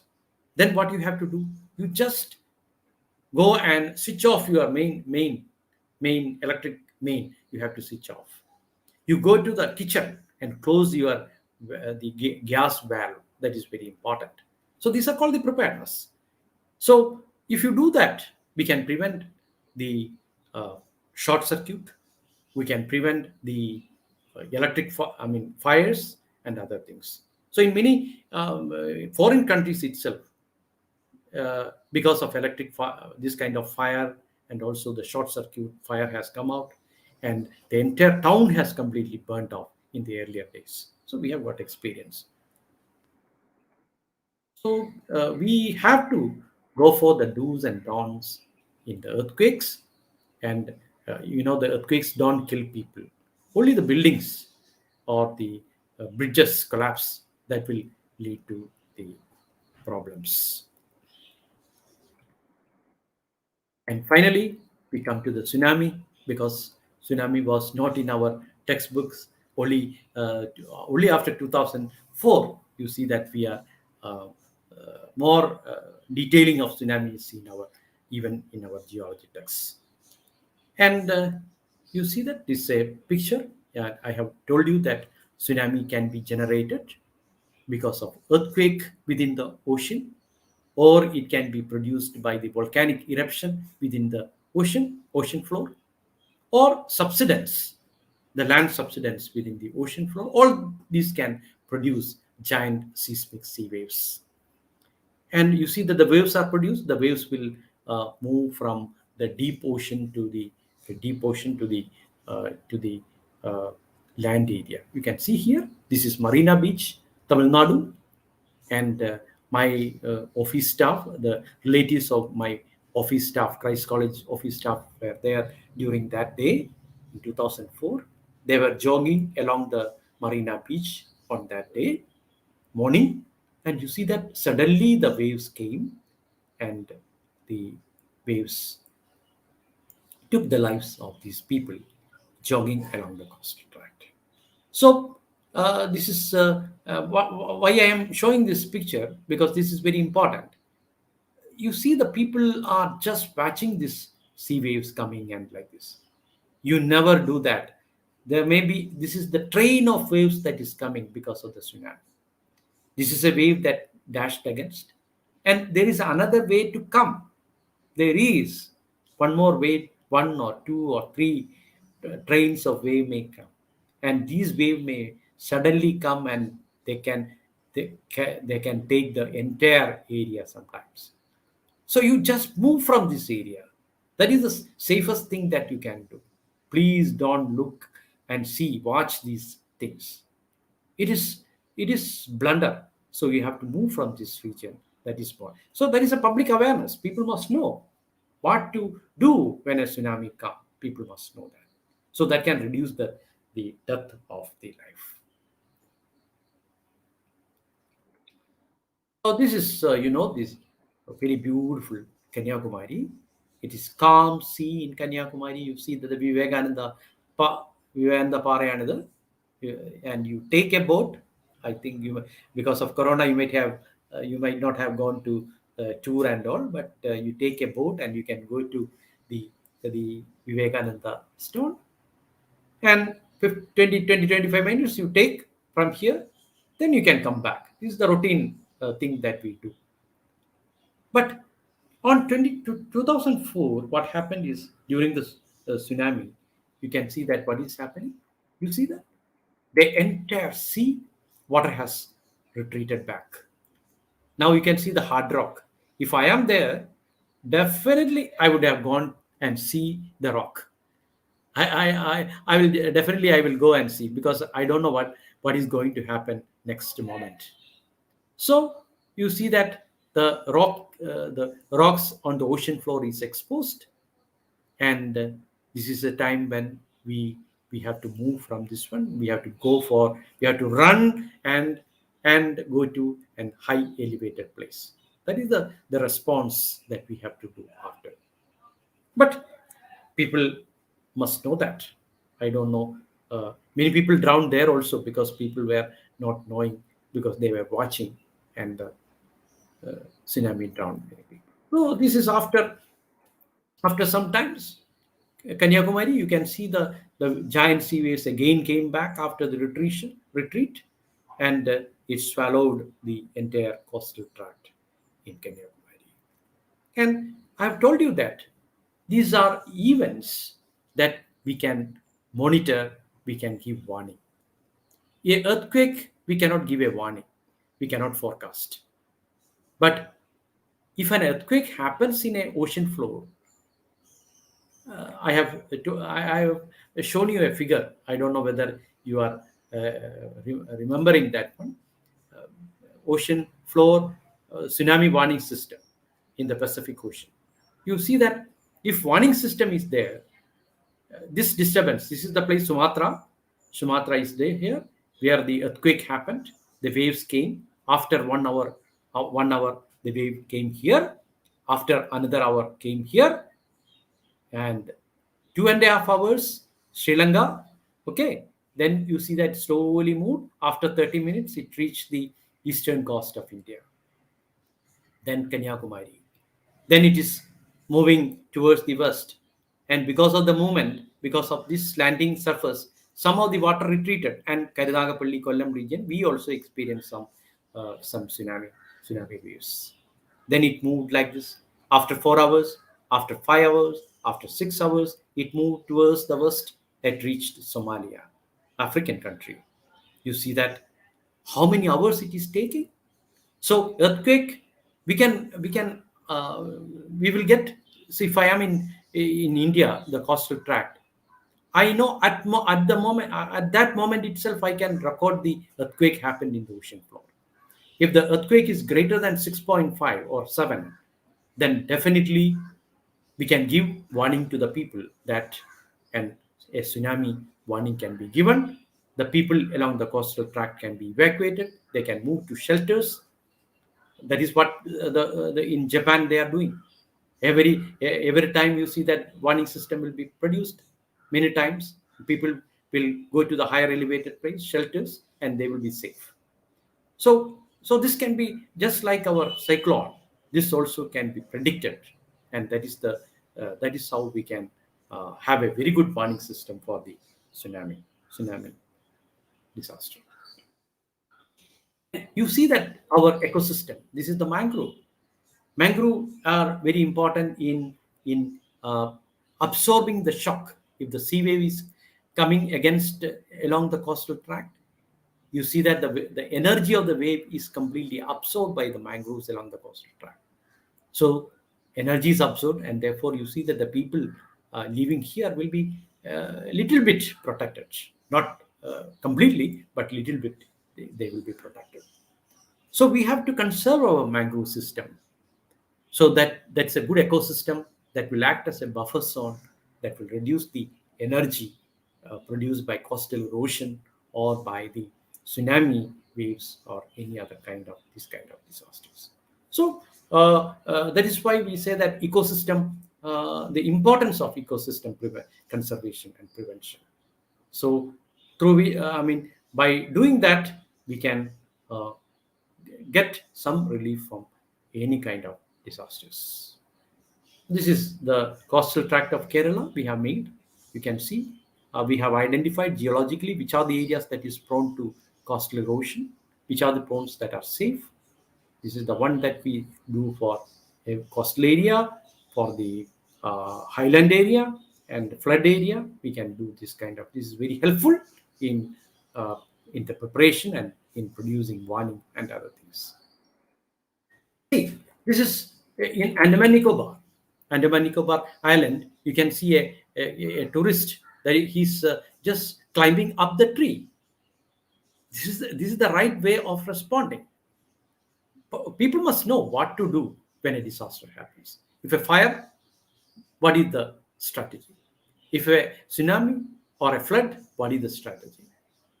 So we must have a good awareness among the students, among the public, among the youngsters. So just like the Cuba I have pointed out. So we have to, that must be, the disaster management should be a part of our curriculum. And we must give serious thinking in that one in the future days. Oh, this is Japan. You see that when Japan is when the this kind of tsunami is there, warning will be given, people will be evacuated, and so it is written there. So in case of earthquake, go to warning will be given. So nothing will be. We have to do. The people they will go to the higher elevated places, high ground or inland. They will go. They will be safe. The wave will come, but they will be safe. They will be in the highland, and after some times they will lift the warning and they can come back to their original place. This is the right way. You see that Japan is a country which is prone to different kind of disasters frequently, not like ours, but it is frequent disasters. But because of correct structural design, warning system, they are able to cope up with many of the disasters. So this is our Lori Becker gave a very good design for the buildings along the coastal tract. You see that here you can see below this structure. So these are all houses. The fisherman can do this, construct the houses at the top, and even if a wave comes, the waves will move downwards. They can um, keep their boats at the bottom, and there is a place at the top where people can play cards, playing cards. So this place is there. So even if a tsunami come, you see that they are protected, they are safe, and this type of engineering structures are very important in the tsunami prone areas. So, fine, to the concluding part of our discussion, you see that environment management is very important in disaster risk reduction, reducing the risk of disasters, and adapting to climate change, because climate change is becoming a villain. Environmental management for protection against natural disasters, strengthening decision making tools for disaster risk reduction, awareness among public and administrators, broaden a role of local self-government in management of disasters, and planning we have to do in advance. And we have got a lot of challenges. New land use policy and building laws suitable for highland, midland, and lowland we have to change. Now I can make house of any area at anywhere, at any place, but that must be restricted. What type of houses you can build in such and such area? There must be a building law, and depending upon the highland, midland, and lowland. In foreign countries, it is there. So that should come in the policy of our nation. Nature-based solution for disaster risk reduction. Then you see that the soil piping and such subsidence, we have to go for resistivity study, electrical resistivity study, and we have to give mitigation strategies for them. And we have to set up more network of rain gauges, because you see that the rainfall, now we don't have much rainfall stations to give a very very perfect warning for a particular area, because this cloudbursts are coming, or mini cloudbursts are coming, we are seeing in the newspaper. And if you want to watch and track these cumulus clouds, where it is moving, where it is concentrating. If you want to know, we must have more rain gauges. That will be very helpful, and radar system to watch where it is moving and how it happens. That is very important. And sophisticated equipments for rescue operation, improved early warning system, disaster communication, capacity building programs in the community level, modification of present hazard zone maps, considering additional factors, micro level studies, appropriate design for latrine in flood prone areas, implementation of integrated coastal zone management plan, and efforts to attain. You see that these are all local things that we can do: watershed management and drought proofing, everything. But we have to think globally. In the first class itself, I have said, that is, you reduce our carbon footprint. That all the nation must do that. Only then we can reduce the level to 1.5 degrees Celsius rise. So effort should be there to attain carbon neutral status, or minimize the carbon footprint to uh, to a considerable level. That is very important in mitigating all the disasters. So that is in total about the disasters. Thank you.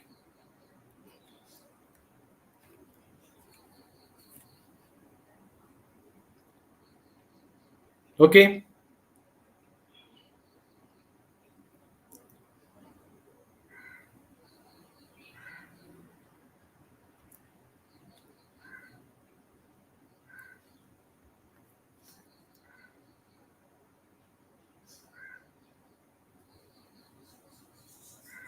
Okay.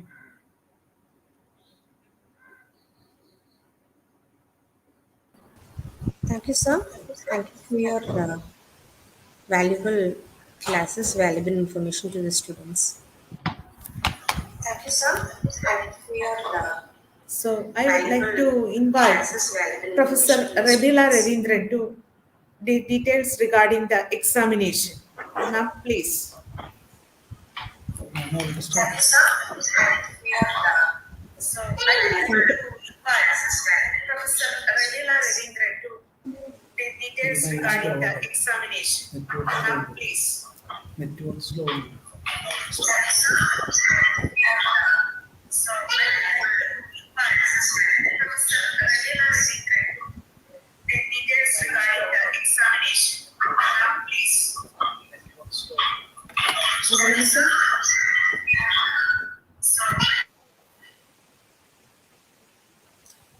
Good evening, all. Thank you, ma'am. എക്സാമിനെ കുറിച്ച് നിങ്ങൾക്ക് അറിയാവുന്ന മാതിരി നമ്മൾ disaster management എന്ന audit കോഴ്സിൻ്റെ exam നടക്കാൻ പോകുന്നത് Moodle പ്ലാറ്റ്ഫോമിലാണ്. First സെമിസ്റ്ററിൻ്റെ audit course എല്ലാവരും അറ്റൻഡ് ചെയ്തു. അപ്പോൾ ജസ്റ്റ് എങ്ങനെയാണ് നിങ്ങൾ നിങ്ങളുടെ മൂഡിൽ ആക്സസ് ചെയ്യുന്നത് അല്ലെങ്കിൽ മൂഡിൽ നിങ്ങളുടെ എക്സാം അറ്റൻഡ് ചെയ്യുന്നതെന്നൊന്ന് ജസ്റ്റ് ഒന്ന് ഷെയർ ചെയ്യാം. അത് കഴിഞ്ഞിട്ട് നിങ്ങൾക്ക് ഇൻഫർമേഷൻ തരാം. നിങ്ങൾക്ക് അറിയാവുന്നത് മാതിരി നമ്മുടെ എക്സാം നടക്കുന്നത് മൂഡിൽ പ്ലാറ്റ്ഫോമിലാണ് നമ്മുടെ എക്സാംസ് നടക്കുന്നത്. നിങ്ങൾക്ക് ലോഗിൻ ചെയ്യാൻ ഒന്നെങ്കിൽ നമ്മുടെ കോളേജിൻ്റെ വെബ്സൈറ്റിൽ കയറി ലോഗിൻസ് എന്ന് പറയുന്ന ഓപ്ഷൻ്റെ അകത്ത് മൂഡിൽ ലോഗിൻ ഉണ്ട്. ഇത് ക്ലിക്ക് ചെയ്ത് കഴിഞ്ഞാൽ you will get this particular page. നിങ്ങളുടെ യൂസർ ഐ ഡിയും പാസ്വേഡും എൻ്റർ ചെയ്ത് ലോഗിൻ ചെയ്യാവുന്നതാണ്. ലോഗിൻ ചെയ്ത് കഴിഞ്ഞ് കഴിഞ്ഞാൽ നിങ്ങൾക്ക് ഡിസാസ്റ്റർ മാനേജ്മെൻറ്റ് എന്ന് പറയുന്ന ഒരു കോഴ്സ് അവൈലബിൾ ആയിരിക്കും. ഇതേമാതിരി ഡിസാസ്റ്റർ മാനേജ്മെൻറ്റ് എന്ന് പറയുന്ന ഒരു കോഴ്സ് നിങ്ങളുടെ എല്ലാവരുടെയും ലോഗിനിൽ അവൈലബിൾ ആയിരിക്കും. സോ ഈ ഒരു കോഴ്സിലായിരിക്കും നിങ്ങളുടെ എക്സാംസ് നടക്കുന്നത്. ഓക്കെ, സോ ആ കോഴ്സ് ഓപ്പൺ ചെയ്യാം. ഓപ്പൺ ചെയ്ത് കഴിഞ്ഞാൽ നിങ്ങൾക്ക് ഇവിടെ ഒരു ഓഡിറ്റ് കോഴ്സ് എന്ന് പറഞ്ഞിട്ട് ഒരു ക്വിസ് വിസിബിൾ ആയിരിക്കും. ഓക്കെ, സോ ബേസിക്കലി നിങ്ങളുടെ എക്സാം നടക്കുന്നത് മൾട്ടിപ്പിൾ ചോയ്സ് ക്വസ്റ്റ്യൻസ് ആയിട്ടാണ്. അപ്പോൾ നിങ്ങൾക്ക് ഒരു ക്വിസ് ഇവിടെ വിസിബിൾ ആയിരിക്കും. ക്വിസ് നിങ്ങൾക്ക് ഒരേ ഒരു അറ്റംപ്റ്റ് ആണ് നിങ്ങൾക്ക് പെർമിറ്റ് ചെയ്തിരിക്കുന്നത്. 1 hour ആയിരിക്കും നിങ്ങളുടെ ടൈം ഡ്യൂറേഷൻ. അപ്പം ഇങ്ങനെ ഒരു പേജ് വന്നു കഴിഞ്ഞാൽ നിങ്ങൾക്ക് ഇവിടെ അറ്റംപ്റ്റ് ക്വിസ് നൗ എന്ന് പറയുന്ന ഒരു ഓപ്ഷൻ ഉണ്ട്. അത് ക്ലിക്ക് ചെയ്യാം. അത് കഴിഞ്ഞാൽ നിങ്ങൾക്ക് ഇങ്ങനെ ഒരു ടെക്സ്റ്റ് ബോക്സ്, ഒരു പോപ്പ് ബോക്സ് വരും. സ്റ്റാർട്ട് അറ്റംപ്റ്റ് ക്ലിക്ക് ചെയ്യാം. അറ്റംപ്റ്റ് കയറി കഴിഞ്ഞ് കഴിഞ്ഞാൽ അത് ക്ലിക്ക് ചെയ്ത് കഴിഞ്ഞാൽ നിങ്ങൾക്ക് ഇങ്ങനെ ഒരു പേജ് ആയിരിക്കും വരുന്നത്. അതിൽ ഓരോ പേജിലും ഓരോ ക്വസ്റ്റ്യൻസ് ആയിരിക്കും ഉണ്ടാവുന്നത്. Total of 60 questions. Okay, so 60 questions ആണ്. 1 hour ഡ്യൂറേഷൻ ആയിരിക്കും നിങ്ങളുടെ എക്സാം ടൈം എന്ന് പറയുന്നത്. നിങ്ങളുടെ ക്വസ്റ്റ്യൻസിനെ നിങ്ങൾ അറ്റംപ്റ്റ് ചെയ്യുക. നിങ്ങളുടെ ചോയ്സ് ക്വസ്റ്റ്യൻ വായിക്കുക. ക്വസ്റ്റ്യനിൽ ഏതാണോ നിങ്ങൾക്ക് തോന്നുന്ന കറക്റ്റ് ആയിട്ടുള്ള ആൻസർ അത് ക്ലിക്ക് ചെയ്യുക. ഇത് ക്ലിക്ക് ചെയ്ത് കഴിഞ്ഞാൽ നിങ്ങൾ നെക്സ്റ്റ് ബട്ടൺ പ്രസ് ചെയ്ത് കഴിഞ്ഞ് കഴിഞ്ഞാൽ നിങ്ങൾക്ക് ബാക്കിലോട്ട് പോകാൻ പറ്റില്ല. നിങ്ങൾക്ക് പിന്നെ ഫസ്റ്റ് ക്വസ്റ്റ്യൻ എന്ന് പറയുന്ന അല്ലെങ്കിൽ ഫസ്റ്റ് പ്രീവിയസ് ക്വസ്റ്റ്യൻ നിങ്ങൾക്ക് വിസിബിൾ ആയിരിക്കില്ല. സോ അതൊന്ന് ഓർത്തിരിക്കുക. ഒരു പേജിൽ ഒരൊറ്റ ക്വസ്റ്റ്യനേ ഉള്ളൂ. ആ ഒരു ക്വസ്റ്റ്യൻ അറ്റംപ്റ്റ് ചെയ്തതിന് ശേഷം മാത്രം നെക്സ്റ്റ് അടിക്കുക. നിങ്ങൾക്ക് ബാക്കിലേക്ക് ട്രാവേഴ്സ് ചെയ്യാൻ പോസിബിൾ ആയിരിക്കില്ല. ഓക്കെ, സോ നിങ്ങൾ എല്ലാ ക്വസ്റ്റ്യൻസും 1 by 1 നിങ്ങൾക്ക് മൂവ് ചെയ്യാം. ഓരോ ക്വസ്റ്റ്യൻ അറ്റംപ്റ്റ് കാണാൻ പറ്റുള്ളൂ അറ്റ് എ ടൈം. ക്വസ്റ്റ്യൻസ് എല്ലാം അറ്റംപ്റ്റ് ചെയ്ത് കഴിഞ്ഞ് കഴിഞ്ഞാൽ നിങ്ങൾക്ക് ഇങ്ങനെ ഒരു പേജ്, ലാസ്റ്റ് പേജിലേക്ക് വന്നു കഴിഞ്ഞാൽ ഇങ്ങനെ ഒരു പേജിലേക്കായിരിക്കും നിങ്ങൾക്ക് കാണുന്നത്. അത് കംപ്ലീറ്റ് ചെയ്ത് കഴിയുമ്പോൾ ഇവിടെ എനിക്ക് ബാക്കിലേക്ക് പോകാൻ പറ്റുന്നത് ഞാൻ ഒരു ക്വസ്റ്റ്യൻ അറ്റംപ്റ്റ് ചെയ്തിട്ടില്ല, അതുകൊണ്ടാണ്. അത് കഴിയുമ്പോൾ നിങ്ങൾ ക്വസ്റ്റ്യൻസ് എല്ലാം അറ്റംപ്റ്റ് ചെയ്ത് കഴിഞ്ഞാൽ ഫിനിഷ് അറ്റംപ്റ്റ് എന്ന് പറഞ്ഞിട്ട് ഫിനിഷ് ഓൾ ആൻഡ് സബ്മിറ്റ് എന്ന് പറയുന്ന ഓപ്ഷൻ ഉണ്ട്. അത് ക്ലിക്ക് ചെയ്യാം. അത് കഴിഞ്ഞാൽ നിങ്ങളുടെ എക്സാം കംപ്ലീറ്റ് ആയി. സോ ഇങ്ങനെ ആയിരിക്കും നിങ്ങളുടെ ഡിസാസ്റ്റർ മാനേജ്മെൻറ്റ് എക്സാം അറ്റംപ്റ്റ് ചെയ്യുന്നത്. ഓക്കെ, സോ മൂഡിലാണ് എക്സാം നടക്കുന്നത്. നിങ്ങളുടെ കോഴ്സിന് നിങ്ങൾക്ക് ഓൾറെഡി അലോട്ടഡ് ആണ് കോഴ്സ്. കോഴ്സിൻ്റെ പേരെന്ന് പറയുന്നത് ഡിസാസ്റ്റർ മാനേജ്മെൻറ്റ് ആണ് കോഴ്സിൻ്റെ പേര്. ആ കോഴ്സിൻ്റെ അകത്ത് നിങ്ങൾക്ക് ഓഡിറ്റ് കോഴ്സ് എന്ന് പറയുന്ന ഒരു എക്സാം അല്ലെങ്കിൽ ഒരു ക്വിസ് ആയിരിക്കും വിസിബിൾ ആവുന്നത്. ഈ ക്വിസിൻ്റെ അകത്ത് നിങ്ങളുടെ ക്വസ്റ്റ്യൻസ് അവൈലബിൾ ആയിരിക്കും. 60 ക്വസ്റ്റ്യൻസ് ആൻഡ് 60 minutes ആയിരിക്കും നിങ്ങളുടെ ടൈം ഡ്യൂറേഷൻ. നിങ്ങൾക്ക് ക്വസ്റ്റ്യൻസ് വൺസ് അറ്റംപ്റ്റ് ചെയ്ത് കഴിഞ്ഞ് കഴിഞ്ഞാൽ അത് ആൻസർ ചെയ്തോ ഇല്ലയോ എന്നുള്ളതല്ല, നെക്സ്റ്റ് ബട്ടൺ പ്രസ് ചെയ്ത് കഴിഞ്ഞാൽ നിങ്ങൾക്ക് തിരിച്ച് ബാക്കോട്ട് പ്രീവിയസ് ക്വസ്റ്റ്യൻ വ്യൂ ചെയ്യാൻ പോസിബിൾ ആയിരിക്കില്ല. ഇതാണ് നിങ്ങൾ ഓർക്കേണ്ട ഒരു കാര്യം. ഇനി നിങ്ങൾക്ക് ടൈം ഷെഡ്യൂൾ ഓൾറെഡി വന്ന് കാണും. എക്സാം നടക്കുന്നത് കമ്മിങ് സാറ്റർഡേ 27th 3 ബാച്ചായിട്ടാണ് എക്സാം നടക്കുന്നത്. ആദ്യത്തെ ബാച്ച് സയൻസ് സബ്ജക്ട്സ് ആയിരിക്കും. രണ്ടാമത്തെ ബാച്ച് ആർട്സ് സബ്ജക്ട്സ് ആയിരിക്കും. മൂന്നാമത്തത് സെൽഫ് ഫിനാൻസിങ് ബാച്ചിൻ്റെ. സോ സയൻസ് സബ്ജക്ട്സിൻ്റെ എക്സാംസ് നടക്കുന്നത് മോർണിംഗ് 9 o'clock 9 to 10 ആയിരിക്കും നിങ്ങളുടെ time. Arts subject BA economics, BA English, BCom 2 batch, aided 2 batch. So ഇത്രയും ആൾക്കാരുടെ എക്സാം നടക്കാൻ പോകുന്നത് മോർണിംഗ് 10:30 to 11:30 ആയിരിക്കും. അതേമാതിരി ലാസ്റ്റ് സെൽഫ് ഫിനാൻസിങ് ബാച്ചിൻ്റെ എക്സാം നടക്കുന്നത് ഫ്രം 12 to 1 ആയിരിക്കും. സപ്ലിമെൻ്ററി ഉള്ള ആൾക്കാർക്കും ഇതേ ടൈമിംഗ് ആണ് പറഞ്ഞിരിക്കുന്നത്, 12 to 1. So this is all about your examination. All the best. Thank you.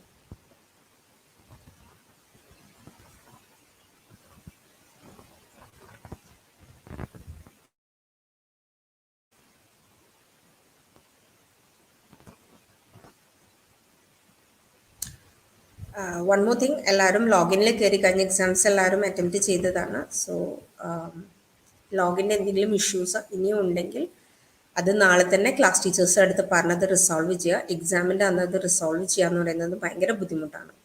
So please ensure that your login is working, you are able to view the course. ഇന്ന് തന്നെ എല്ലാവർക്കും നിങ്ങളുടെ ലോഗിനിൽ ഈ ഡിസാസ്റ്റർ മാനേജ്മെന്റ് എന്ന് പറയുന്ന course visible ആയിരിക്കും. അതൊന്ന് എല്ലാവരും എൻഷുർ ചെയ്യുക. എന്തെങ്കിലും ഡിഫിക്കൽട്ടി ഇതിന് റിഗാർഡിംഗ് ഉണ്ടെങ്കിൽ please contact your class teachers, will be there to assist. Thank you. Thank you, Remilama.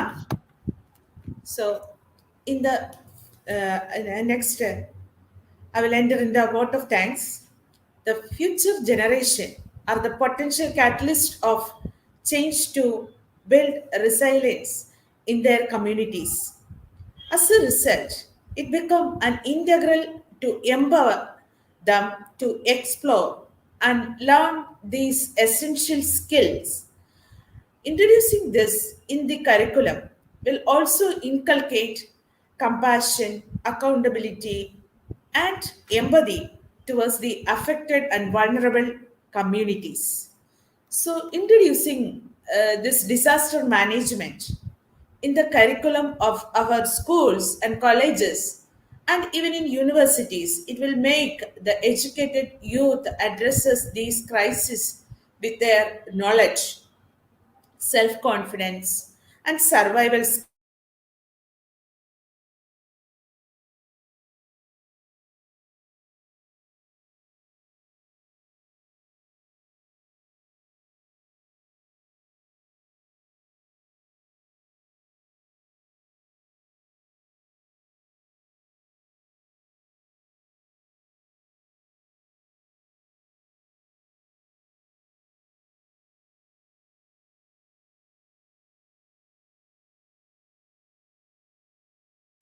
Emphasis on Kerala.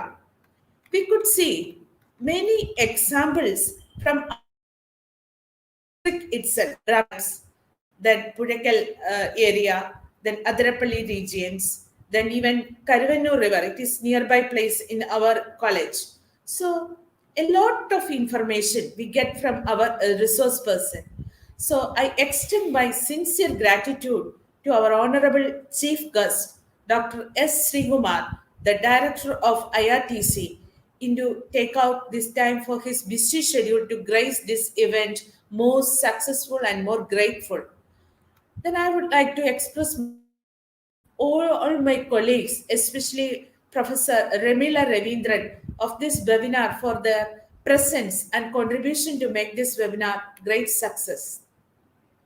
I also extend my thanks to Dr. C.V. David, the Dean of Science and Head of the Department, Zoology Department, given me this opportunity and his enormous support and cooperation in the organization of this event.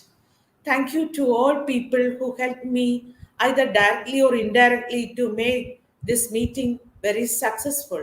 Thank to all participants for attending the meeting more. Even North Indian peoples are participating in this program and they give them many good feedback to this our program.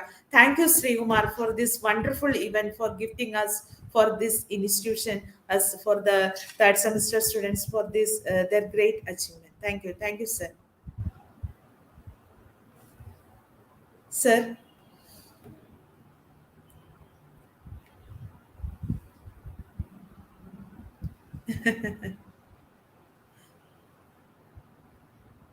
Okay, sir. Thank you so much.